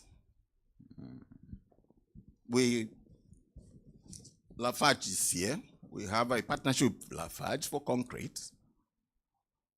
For steel reinforcement, we have African Foundry. For roof, we have Tower, Wishtec. I mean direct signed agreement. We don't go to the open market to buy anything. Cement, Lafarge delivers. Concrete, they deliver to Periwinkle. So this way, we are working on economies of scale because we're taking in one good quantity. So the prices are substantially reduced. I mentioned backwards integration. We make our own doors, our own kitchen cabinets, we have our own sanitary manufactured for Periwinkle. So we already cut the costs before we even come to the market. So we're able to deliver premium. I'm answering you now at the lowest possible cost. Because it's even difficult to deliver premium at the low possible cost. But that's what we are doing in Periwinkle. So I think I've tried to answer your question. Thank you so much. Thank you very much, sir. Even for me, as a builder and a co-developer, that was quite insightful, to be honest with you, sir. I've been able to pick one or two things from what you've said. And I'll agree with you on the fact that the sustainable practice actually starts from the design, and it starts with the professionals, actually. Thank you very much for that. My next question goes to Engineer Emeka, MD CEO, Impact Nigeria Limited. How can engineering firms like Impact Nigeria Limited influence financing models to prioritize life cycle value over lowest cost bid, especially in public infrastructure projects? Yeah, good afternoon, everybody. Good afternoon, sir. Thank you for inviting me here. In construction, you know, there are a lot of things that are involved in construction. And one of them, like we have been saying, is finance. And for us to be able to now provide initiatives or implement initiatives that will influence the financing methodology of the finance, there are so many things that will need to be put in place. Now, the people financing, you have to give, they need a kind of, to believe in you that you are delivering that project. You don't need to go to somebody that you need money and that person does not have trust in you. There must be, first and foremost, the trust must be there. And the person also bringing the money must also believe that you can deliver on the project. Some people in the past have been giving money. You see issues of cost overrun. You see project overrun, in different problems from the project. And at the end of the day, the financier will be in problem, the developer will be in problem. So there are so many things that need to be put in place. The first and foremost is the trust. The trust must be there. Person bringing money must believe in you and that you can deliver, that you can bring the project to completion without cost overrun, without duration overrun, so that at the end of the day, both of you will be on the table. There is also the belief that there must be a kind of collaboration between both parties. In the construction industry, there will need to be training and retraining. That will be, the financiers will be involved, the contractors will be involved, the operators, everybody will be on the same table, take the training, and at the end of the day, everybody will improve in their capacity to deliver. That's another thing. And another thing is, there must be believed that ethical conduct, we must also have that ethical conduct in ourselves, that we can, at the end of the day, deal on what we have signed or what we have discussed.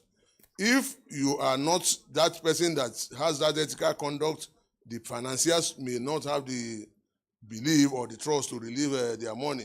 So in our own, we believe that there are so many things that will need to be put in place for the banks, for the financiers to be able to have trust. Like engineers on their own parts, there's something we call CPD, Compulsory Professional Development. It's very, very important. CPD has to be well implemented by the professionals, especially the professional bodies. And this thing has to cut across different professional bodies. And the banks will also key into this CPD, so that at the end of the day, they know the kind of training that are being put forward, the kind of professional development that are being taken place, so that they will kind of know what is happening. And when they are giving out their loans, they can ask you, what professional development have you taken? What professional development have you been involved? So at the end of the day, it shows them that you have the capacity, shows them that you have this knowledge. So banks and the professional bodies putting efforts together to conduct, the professional bodies will do the CPD, but the banks or the financiers will have a key in. They will have a way to monitor it. They have a way to use it as a yardstick to also know that you that are coming for fun, have you participated in any CPD? Have you been able to do one or two trainings in your own field? So that at the end of the day, they will also believe in you, that you are not just standing in one place. You are at least updating your knowledge. So, we are always been talking about funding. Everything does not end in funding. Funding may be there, but at the end of the day, the project will not be delivered. We have seen instances like that. And also somebody said that building sustainably, there are small things that we can do to build sustainably. Even in our homes, some houses, even common to provide ventilation, we cannot. Ventilation just to provide an accommodation whereby there will be enough airflow. It's not there. And we're talking about sustainability. Where do you want to get that? Even the commonest one we can do. Even in somebody also talk about people building outside what is approved. Somebody will be given 3 floors, before you know he is doing 5 floors. And the reason for giving you there's a reason for government giving you 3 floors. And I don't know the reason why, because of money, because of to maximize profit, you are going to 5 floors. The little things we can do to sustain our environment, we are not doing them. So, and I believe that the more we do all these practices, the financiers will be willing, will be trustworthy to say, okay, since you are at least doing the little things you can do, we can always provide money. And at the end of the day, we don't need to have failures from the money that is given out. Thank you. Thank you very much, sir. My next question goes to Dr. Somi Olowoshile, if I'm correct. Yes. Given the rising cost of construction inputs, how do we balance the need for structural integrity with the urgency of affordability, especially when building for underserved urban population? Is sustainable construction economically viable at scale in today's Nigeria? A very fantastic question. It's afternoon. Good afternoon to everyone. Good afternoon. It's good to be here. And first and foremost, let me give the flowers to Business Day for leading the charge on this very important topic. And straight to the question that I've been asked. I think I like the direction the question is going, because while engineer was talking, I kind of was reflecting on a conversation that I had just very recently at the Green Building Summit in Ghana.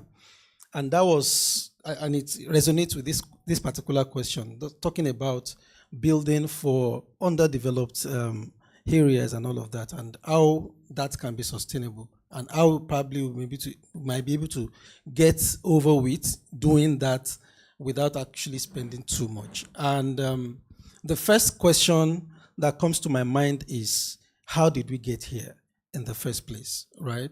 There used to be a time, if we quickly reverse our thinking through some of the imageries or videos that we've seen in the past of how our forefathers had lived, right? So if we go back to those times and reflect on it, we would discover that some of the buildings that were built some 100 years ago, centuries ago, with mud, some of them are still standing. If you go to the villages, you would, I believe you agree with me. Yes, so absolutely. many of those structures are still there, standing strong. And you will discover that even some of the upper floors that were made with those buildings, wooden upper floors were made until today. They are still standing strong. Then how did we get here? That's the first question that comes to my mind, right? Because we're talking advancement. Now we want everything to be flashy, which is good. But at the same time, is there ways by which we can make those olden days kind of building modernized and have it done? Back in the days, there is no need to go to bank to get those structures up there. Today we are talking about being constrained with financing in building. Very recently, I think there's a conversation that the government is talking about building bamboo houses. And a lot of people are beginning to say, I'm going to get one of those. I mean, that means that if there are bamboo houses, people will embrace it. And a lot of people will probably, as long as that particular edifice is comfortable for me to dwell, if we even go to the Western world, where we copied a whole lot of different advancement that we're talking about today, using concrete, using this and that, importing so many of these glass houses and all of that. If we go to the Western world, you will discover that the rich of the rich, I'm talking about the wealthy, do not really live within the city. They go into suburbs and they build their empires in the suburbs. If you go to some of those empires that they build some of those things with wooden and glass, wooden structures, glass, and you would see how nice and beautiful those structures are. So now the same questions now still persist. How did we get here? I mean, how did we get here? So if we start thinking back in that direction, we would see that majority of the constraints, majority of the edicts that we think we have, we actually do not even have it in the first place. So that means that we need to start thinking back to the way our forefathers have used to be doing these things, and they've been getting it right back in the days. They didn't go to bank and they get it done. So when we're talking financing, we're talking, you want to import. Somebody was talking about, I think the MD of MKH was talking about import duties and was talking about up to about 35% and spending over £50,000 just to import one single material they want to use for his building. When you can get some of these materials right here locally in Nigeria. So what happened to that? And if we now want to bring that back to financing, I want to talk about the sustainable practices, then we'll now start thinking in the direction of how can we then now support, I mean, we're talking government here, we're talking industry players, we're talking professional bodies now. How then can we support some of these local materials? A lot of them have been mentioned today. We've talked about different level of local materials, including bamboo. Bamboo has been tested and has been found to even have almost equal the strength of a reinforcement bar. That's reinforcement steel. So that means you can use bamboo in place of reinforcement steel. And now everybody is shouting, hey, reinforcement per ton now is around 450,000 naira, blah, blah, blah, blah, blah. But at the end of the day, you have alternatives that are local. But we're not even turning in that direction. We're not even using it because we are fixated to a Western way of building. So now I think the conversation should come back to, let's begin to think of how our forefathers do these things, and they did it right, and how we can now start bringing our advancement, bringing our technology, bringing everything innovative into the way they did it and make it better. And I think by that little contribution, that probably would answer the aspect of building for the undeserved communities. Because if we're going to be using bamboos, wood that we just cut from the tree, from the wood, which forest that we have, and of course, there is the aspect of cut down one, plant two back, and thereabout, so that you're not also depleting the forest. And there was a conversation about people cutting down trees in the midnight, right? When somebody came up to have that kind of conversation. We can still use it because it is regenerative. Well, we're talking bamboo. How long does bamboo take to grow back? 20 for one bamboo to grow? No, that's not correct. No, that's not correct. Of course. 18 months. So within 18 months, you can regenerate yes. one particular bamboo that you cut. And you can imagine the enormous things that you can do with bamboo. If you put bamboo innovations on Google today, you would see fantastic things that you can do, including your soap holder in the bedroom. You can use bamboo to make that. Your tables, your dining set, everything, you can probably even use bamboo to make. So now, that begs the question that we have these materials locally. We can actually harness this. So what are we doing about it? And that's the first question. So we need to start thinking in that direction.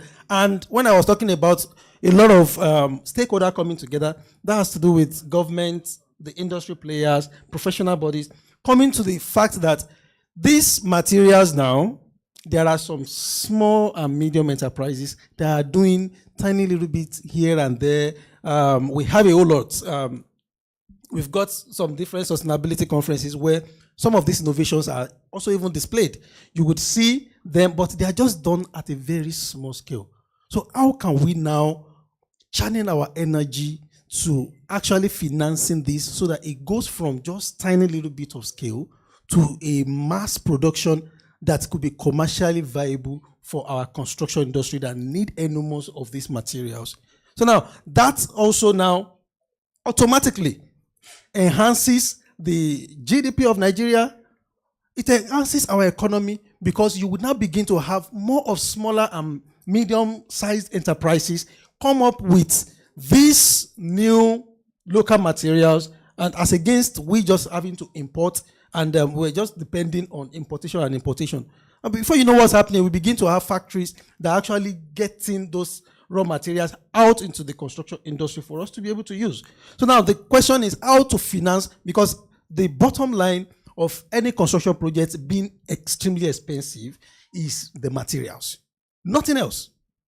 It's the materials. So now, if we are able to now get that sorted, automatically, sustainable building is actually the way. If you start thinking in that direction. So now, I'm a quantity surveyor by profession, right? I've been practicing for about 12 years now. But at the same time, I still have there has been a conversation around sustainable building can be a little pricey than the conventional building. But I will beg to differ because it's not. When we are talking sustainable building, we're not talking just the structures that we have now begin to incorporate several of these measures. It goes beyond that. It comes back to the fact that we need to go into the drawing board, have our local materials ready. Once we have our local materials ready, you will discover that sustainable building would be more than, with the statistics that I have, would be more than 60% cheaper than the conventional buildings and the construction that we have today. Thank you. You're welcome.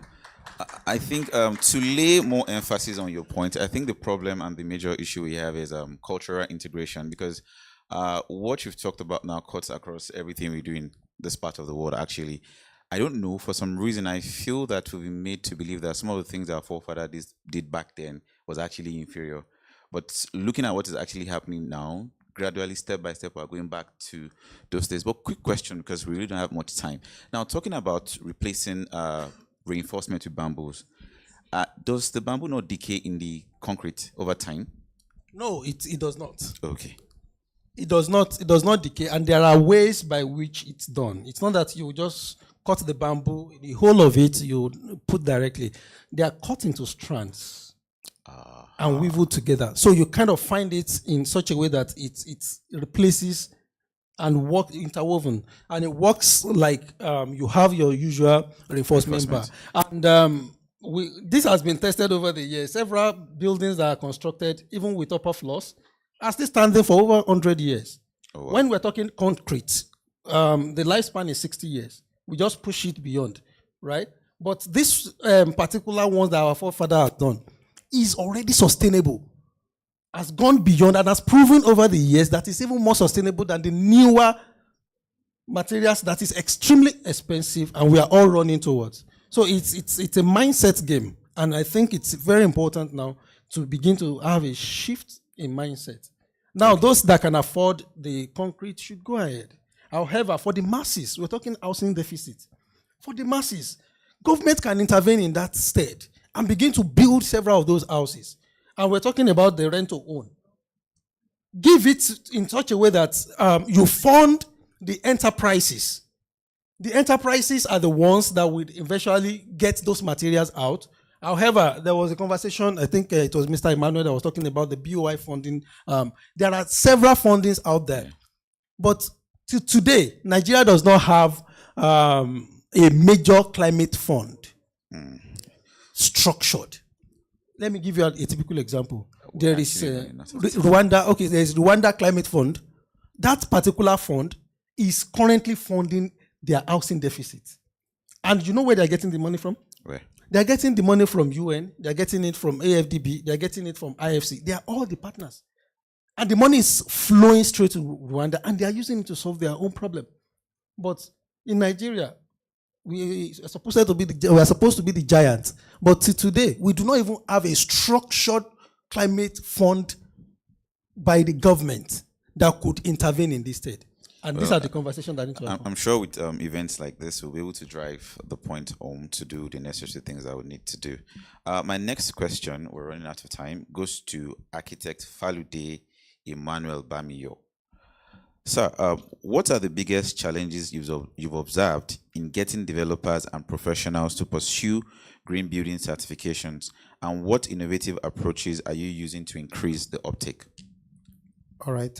Thank you very much, moderator. You're welcome, sir. Good afternoon, everyone. All right. So let me start by saying, the first thing we need to understand, there is a paradigm in the economic perspective. So our world is now currently driven by knowledge economy. So that means as valuable as Apple is, Google could be more valuable. Apple sells products, Google sells services. So the first thing to watch out for, and we've seen over a while, is knowledge economy. As much as it is profitable to be at the hardware side of the divide, it's also quite important to also know that the massive gap and profit that we have in the knowledge economy is also massive. So the first thing that I can comment about is the knowledge part. So what we have, and you see, again, we also need to be very strategic. When we talk about Africa or Nigeria, how do we measure productivity? How do we measure value? How do we measure skill set? An average Indian could be equal to 5 person in Nigeria. By what difference? Knowledge and how to manage time. Here we don't get pay per hour. We only get pay per month. So that kind of reduced the level of intelligence or vibrancy of our mind. So again, what I'm saying this is also to let us know that the first thing that we talk about when we're talking about this contest is knowledge. Now, if we ask in this room, certain things we are discussing, some people are hearing for the first time, and we're asking ourselves questions, these things has been sciences or had been legislated or had been formally put out 30, 40 years ago. So where are we? So the first thing is knowledge economy. Then the second thing, framework, because again, in every vibrant economy, as much as we thought or we had assumed that government usually play a pivotal or leading role. All those economies are somewhat driven by enterprises that are vision driven by certain entrepreneurs. So while we can say Nigeria government is kind of relaxed or backbenched, I would however say that Nigeria government offers platform where people that are forward thinking can maximize money. For instance, Periwinkle, I've studied the brand. They will enter a place, build a whole city, build infrastructure. Come on, which government allows you to do infrastructure? I've seen instances that government will be asking you, what did you build there? Because even in their own KZ, in Alausa, Lagos, for instance, they don't even have where you're building in their footprint. They thought it's water.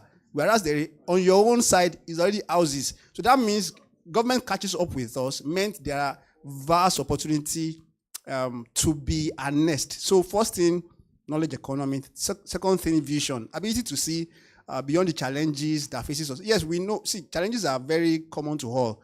We only face it at a different level. For us in Nigeria, it's peculiar. But however, if you go to other places, they're facing the same.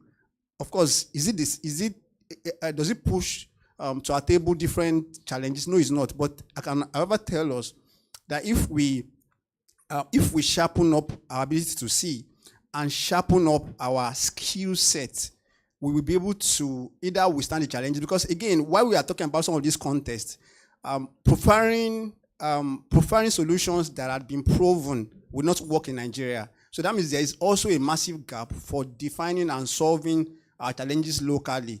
I remember very well, and that's why it's important. You know, first thing I tell any young man, the first thing to invest in yourself is not to buy a land in the village that you don't know if it's true or it's not true. It's not to go and buy one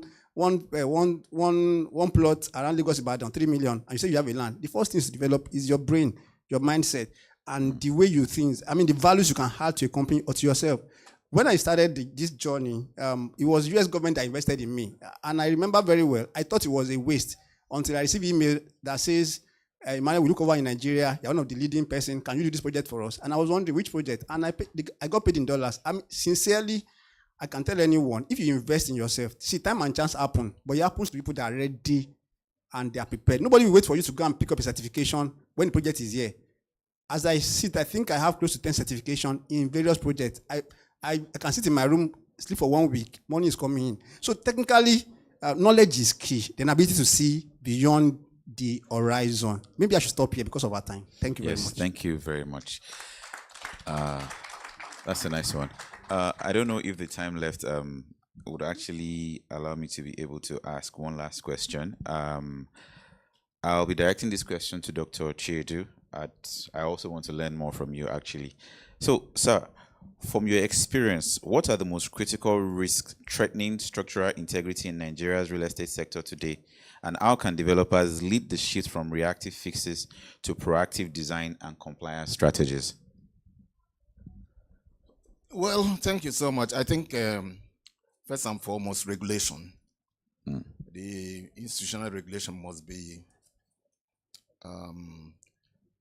If you look at what is going on, we have so many laws and regulations, you know, in our law books, but they are not being enforced.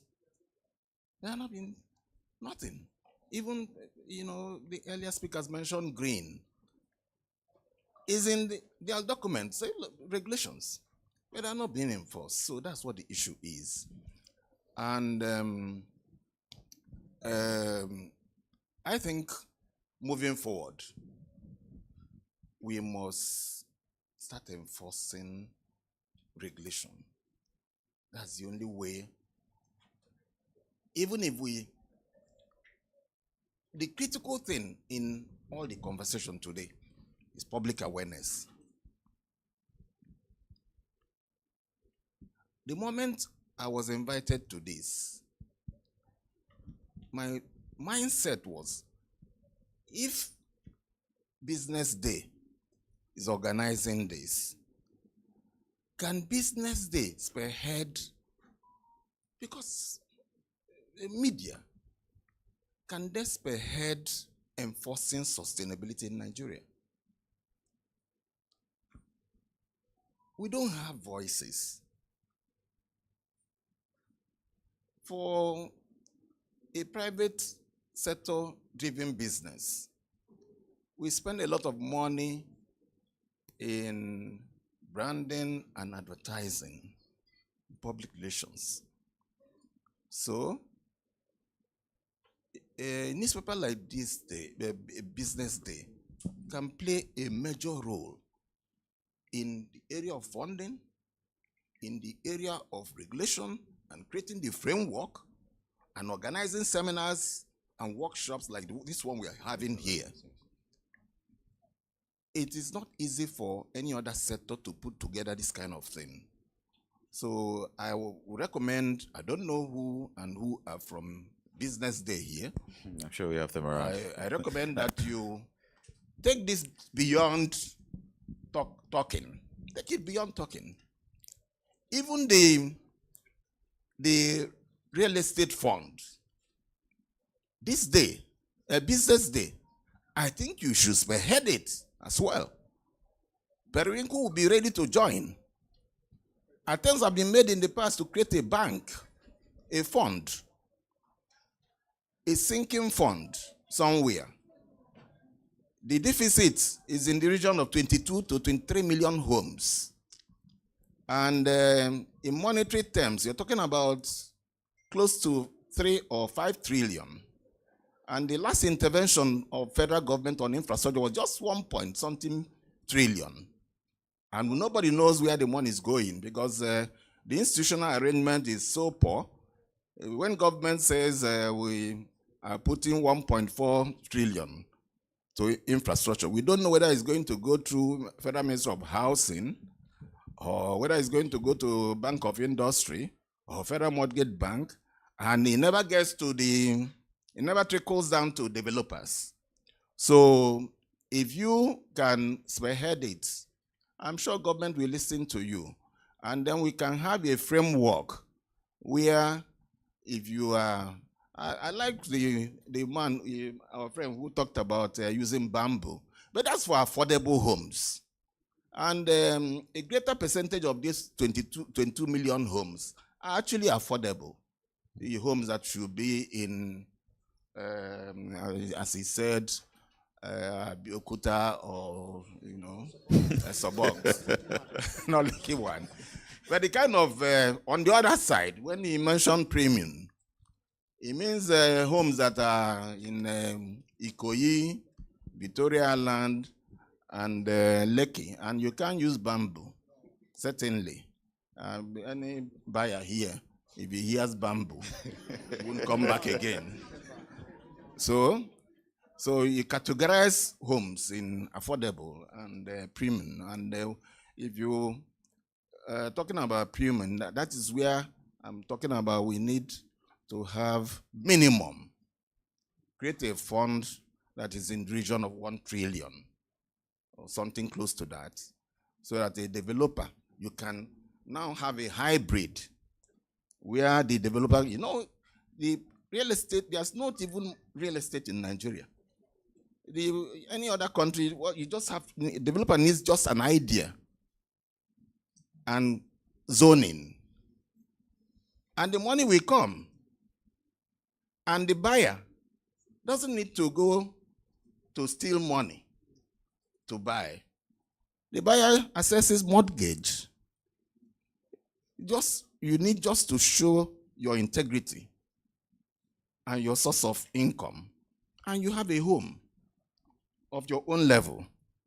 So we need to have a much more organized system and then institutionalize some of these things so that home owning becomes an easy thing. Currently, it's still informal, anybody can build a house. If you can afford it, you buy. And that's why you hear about collapsed buildings, because the regulations are not there, not being enforced. You need to, when you want to develop, that's why you need the signboard showing qualified consultants who are supervising the project. Is a regulation.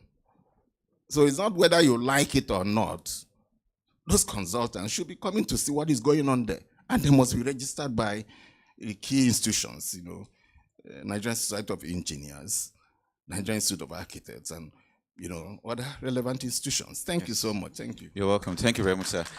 This is my last question for the day, and thank you for the knowledge you've shared.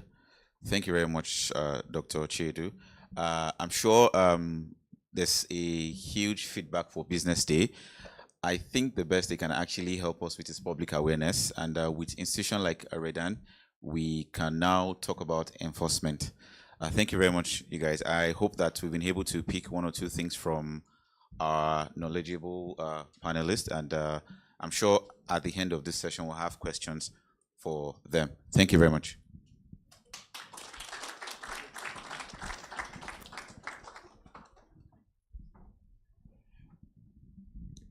Okay, we'll have a brief photo session just now. Thank you so much to... A round of applause for them, please, again. Interesting discussion, interesting personalities.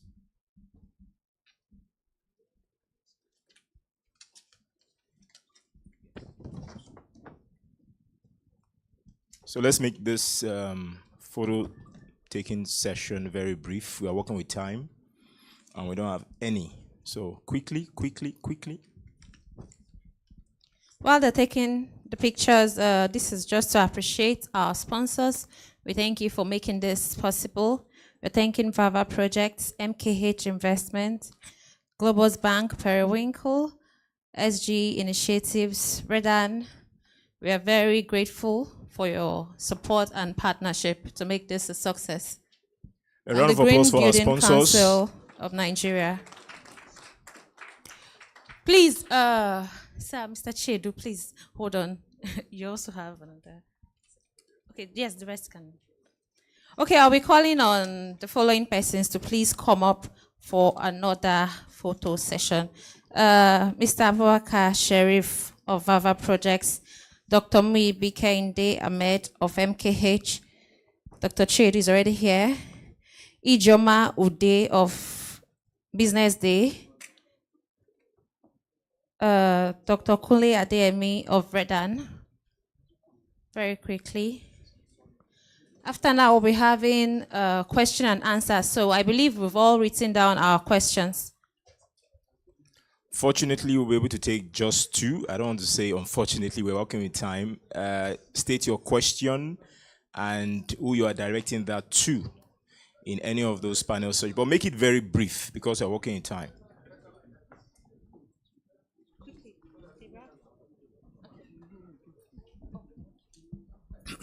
Thank you. I think I'll wait for this photo because the person I'm directing the question to is on this.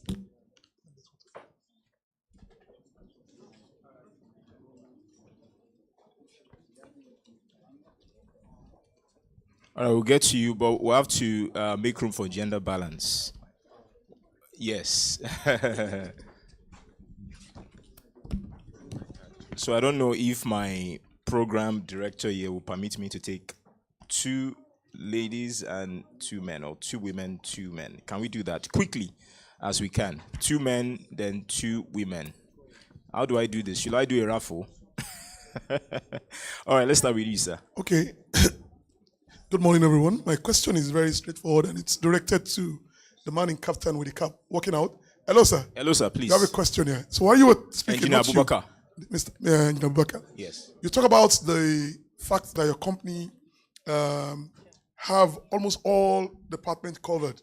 You make your concrete, you do this, do everything on your own. Talking about playing to strength and your core, I know, for instance, because I work for Lafarge Africa PLC, and I know they will have what we call ready-mix concrete.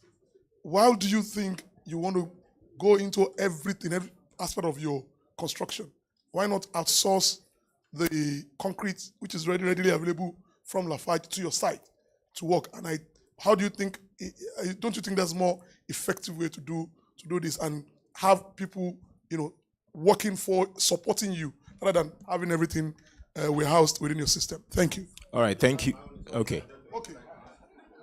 Let's take it from a woman and then we'll come to a man, please. Okay, let's take yours. Yeah, good afternoon, everybody. My name is Dr. Deji Bolusemihi. I'm not a medical doctor. I hold a PhD in risk management. And my question, it's not actually a question, it's a suggestion and a suggested solution. When we talk about building collapse, we talk about sustainability, blah, blah, blah. There's something very easy that we always neglect. There are regulations that insurance should be in place for any building that is above 1 or 2 floors. Do we keep to that? And why I'm saying this, it is going to be very difficult for you to see a building that is covered by insurance that collapses. And why am I saying this? Because when we insure buildings, we do something very unique. Let me say most of us insurers, we do something very unique. We appoint project monitors, not project managers, project monitors, to monitor the construction from A to Z.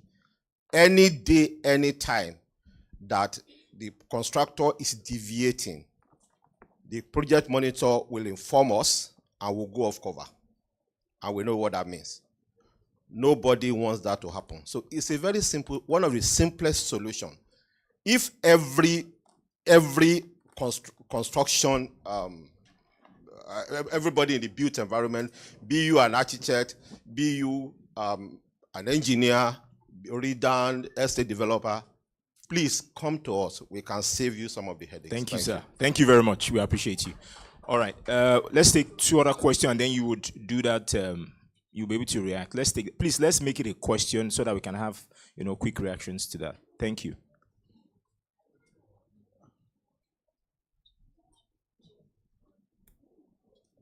Thank you. Quickly. Good afternoon, everybody. Thank you. My question is to Architect Bolahan and also Architect Bolu. So my question is actually to R&D. What R&D is being done to actually help us in our industry? Because we're speaking to the specifications, being in the green industry and all that. So if I want to come into the green industry, I think when the QS, Dr. Sami, was speaking, he was mentioning figures. Like he said to us, like, concrete is 60%. I noted it somewhere here. There were some figures he was noting very clearly. And we have all that information, when you want to go like test your cube test, what the strengths are, all those things. If I want to use bamboo, for instance, and I say I want to be green and all that, how do I get that information? We're speaking to data. So what R&D are we doing in-house to ensure I can actually access that data and be able to be sustainable and green? And I'm speaking specifically to you, Casting Crowns. Are you actually in that environment? Are you in that space? Or is there anybody in that space whom we can even collaborate with and get that information? Thank you, madam. I love your voice. Thank you. Casting Crown. All right. Okay, should we have one more? Yes, one more. That's it. Thank you. Okay, good morning, everybody. My name is Brown Tamnowari. I'm half into the real estate and half into the tourism sector. Okay, but my question is driven to the real estate because I grew up hearing about low-cost housing that comes into place for civil servants. And my question is directed to Periwinkle because they are into real estate, and Dr. Samuel Oluoshile. Is there an incorporation to bring that into play again? Low-cost housing, that's one. Then 2, what is wrong with the climate partition of Lagos and its housing? The ability to be able to, especially the island is not well planned. The housing on the island is devastating, and it is fighting with the waterways. So what are the incorporation that needs to come in for comfortability? Because he talked about, I think one of them talked about Rwanda. Rwanda is a great place to live, and you can be able to bring in investors to come in. But I don't think in Nigeria we are battling with that when it comes to real estate. All right, thank you very much. So we'll just take the answers directly. Casting Crown, Dr. Abubakar, and Dr. Somi. Casting Crown, Dr. Abubakar then. Thank you. Just quickly, what we're doing in Casting Crown, 3 years ago, when we decided that this is what we are going to be doing as a company, we observed exactly what she raised when it comes to use of material, because we personally adopted the Green Building Certification Rating System by World Bank IFC, HEDGE certification to be specific. And then we noticed we need to begin to look at how to localize some of our materials and then promote local materials. So currently we have an MOU signed with Department of Architecture, now Faculty of Architecture in Unilag. So part of what we're doing, first of all, is also to key into the learning space. Like my colleague said, it all starts from learning. You can't sit in your office and think that you're going to start doing research and development. You have to go back to the learning space, because there are a lot of opportunities in universities that we are not nursing in the marketplace. So that's one of the things that we're doing. Then secondly is also to collaborate with organizations, manufacturing basically. We also have ongoing conversation with Standard Organization of Nigeria, in order to be able to key into a number of opportunities with them as well, because whatever you're going to come up with in research and development, you also have to standardize it through SON, right? Currently, we have 2 projects. I'm not going to mention for record purpose. We have 2 projects that we are using as pilots with 2 of our clients here in Lagos that in the next few months we're going to commission, which will be part of what we're going to showcase and as part of the efforts we're working with Unilag. So efforts are ongoing. They might not be commensurate to what is expected, especially based on the scale of this conversation, but you can be rest assured that commitments from individual organizations will go along with scaling up the effort. And lastly, we're just mentioning 1 or 2 of these materials. There are so many areas of deployment of renewable materials and recyclable materials that we can use. When you go to Unilag, you see a containerized building that was done also by a project here in Nigeria. You go to, I don't know how many of us have observed Ikoyi Mall. Sorry, not Ikoyi Mall, Falomo Mall. Falomo Mall was built by container. All the thank you, Dr. Architect. So there are quite a number of projects like Architect that. Dr. Ilakin, thank you very much. We appreciate you. Thank you. So let's take it to Engineer Abubakar. Yeah, thank you very much. Quickly. In response to his question, we need to see construction and real estate as business. And we are trying to follow the paths of major construction firm in Lagos. If you go to Julius Baja, they don't buy concrete. If you go to Kappa and Abato, if you go to El Alan, you see these people, they've invested a lot of money in equipment. They do their concrete alone. I'm not, if I can count in this Lagos, I think Lavage, SPG, and one other company, about 3 of them are majorly into the business of selling concrete. Can they satisfy Lagos market? The answer is no. Number 2, if you as a company, you must have a business strategy, and concrete is a major component of construction. And if you have the ability to invest, because to set up a concrete, a concrete department in a company, the investment cannot be less than 500 million naira. I can tell you this in today's Nigeria, for you to effect. And we look at our concrete requirement, is huge. Very, very huge. Number 1, we want to take charge of our own business. We don't want to rely on third party. There will be disappointment. They are the one that will give you the date. They will give you the product. So you can't actually plan with them. Thank you. Thank you, Engineer Abubakar. Thank you. Because of time, let's take the last one from Dr. Olowoshile. Quickly, Doctor. Okay, thank you. I'll quickly respond to the question talking about what can be done or what approach can we use to probably bring back low-cost housing, right, into the scheme of things. Because we're getting to the point where everything just keeps skyrocketing. Just last year, houses around Lekki is 80 million this year. It has turned to 150 million. Next year, maybe 300 million. I mean, think the way things are actually skyrocketing in the real estate industry is alarming. And of course, if we get to the point where it will get to a point where we will have to break. Because if it continues to go up and then the people that are living within that environment where you are building cannot afford those buildings, what happens at the end of the day? So that means it's not going to be habitable by the people you're actually trying to build for. And that's why it's very important to start talking low-cost housing. Number one strategy that probably could solve this problem is the challenge of transportation that we have. And that's number one key. Because it would be easy for anyone to probably live in Abeokuta. I think somebody was mentioning building in Abeokuta, right? It would be comfortable for somebody to live in Abeokuta, live in Ibadan, even maybe far away, even from that. If there is a rail transport system all the way to Lagos, and you know that that rail system will probably pass through Ikoyi. And if you leave your house in Abeokuta by 7 o'clock, by 8 o'clock, you're already here in Ikoyi.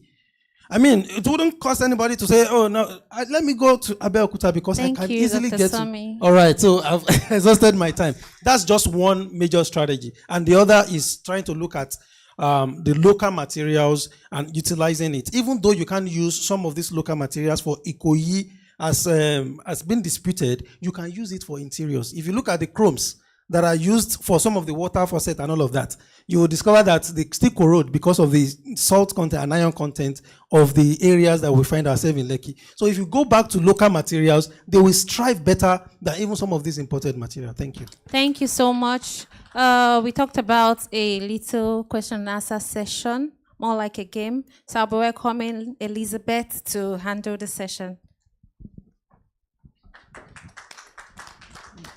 Please put your hands together for yourselves today. You've been a very, very attentive audience. I hope you've enjoyed the session so far.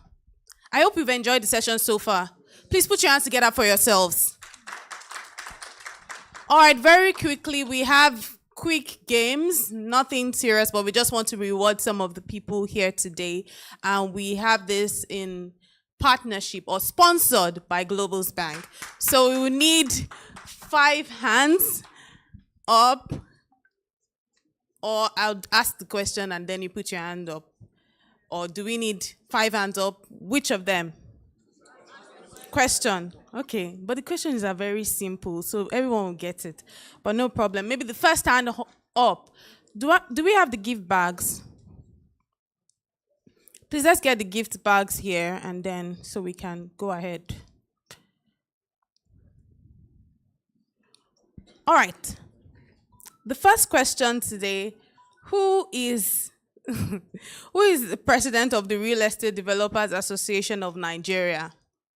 All right, the man there.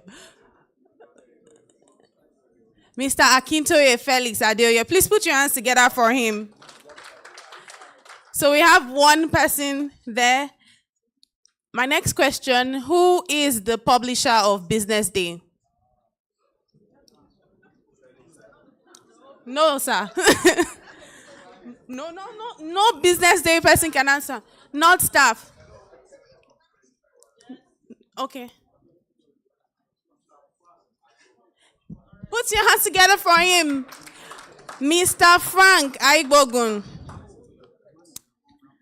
All right, so the man in the black cap and then the man on the black suit. But it would be good for them to be here so they can take pictures. All right, my next question.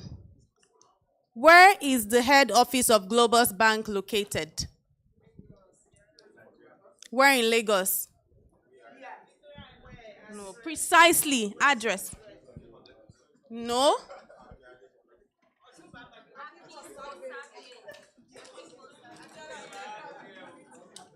Who?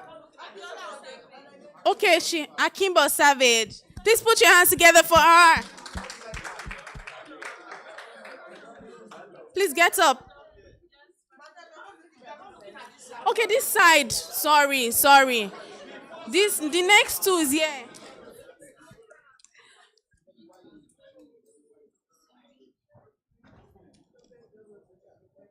My next question, what is the Globus Bank brand color?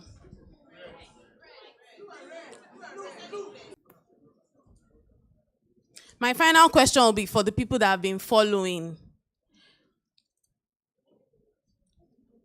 All right, and that question will also go to this section, since we said that I've not been facing you. Are we ready? Okay. For this section that was fighting, who was the moderator of panel 1? Okay, who? Mr. What does he do?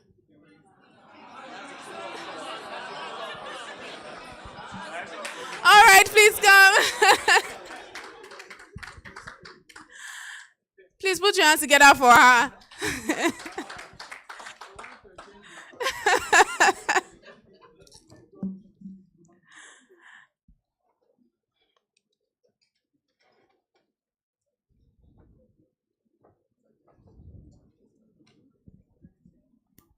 All right, all the winners, please. We need you up very quickly. Just take a quick group photograph. All the winners, please. 5 of you, please. Clappers. There's something. Thank you very much. Outside.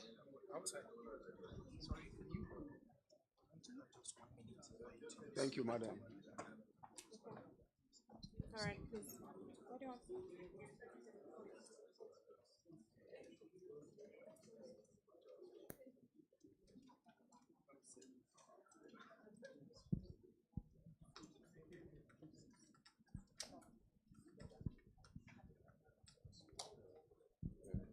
Okay.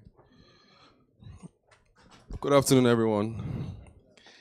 My name is Divine, and I want to, speak to everyone about Globus Bank very briefly. Yeah. So Globus Bank, one of our core values is simplicity. Yeah, and we try to make everything simple. That's like one of our main standing core values. So our processes are simple. Our times are very simple. We always make things very easy for our customers. So I want to just employ everyone here to give us a try and see what we can do. Your businesses, your individual account, your corporate accounts, whatever angle you're looking at for, Globus Bank is always ready to serve. So I want to just employ everyone here to try us out, and trust me, you'll be so impressed. Thank you so much. Yeah. All right, in closing, we want to just thank all our sponsors today, our headline sponsors. We want to thank all of our sponsors, Vava Project. We want to thank MKH Investment. We want to thank Globus Bank. We want to thank Periwinkle, SG Initiative, Redan, and Green Building. Thank you all very much for being here. We would like to remind you that as you are here today, all the conversations that we've had here today, please don't leave the conversations here. Let's keep the conversations going, and remember to invest wisely, build wisely, and lead with purpose. Thank you very much for being here, and safe journey to your homes. Thank you very much.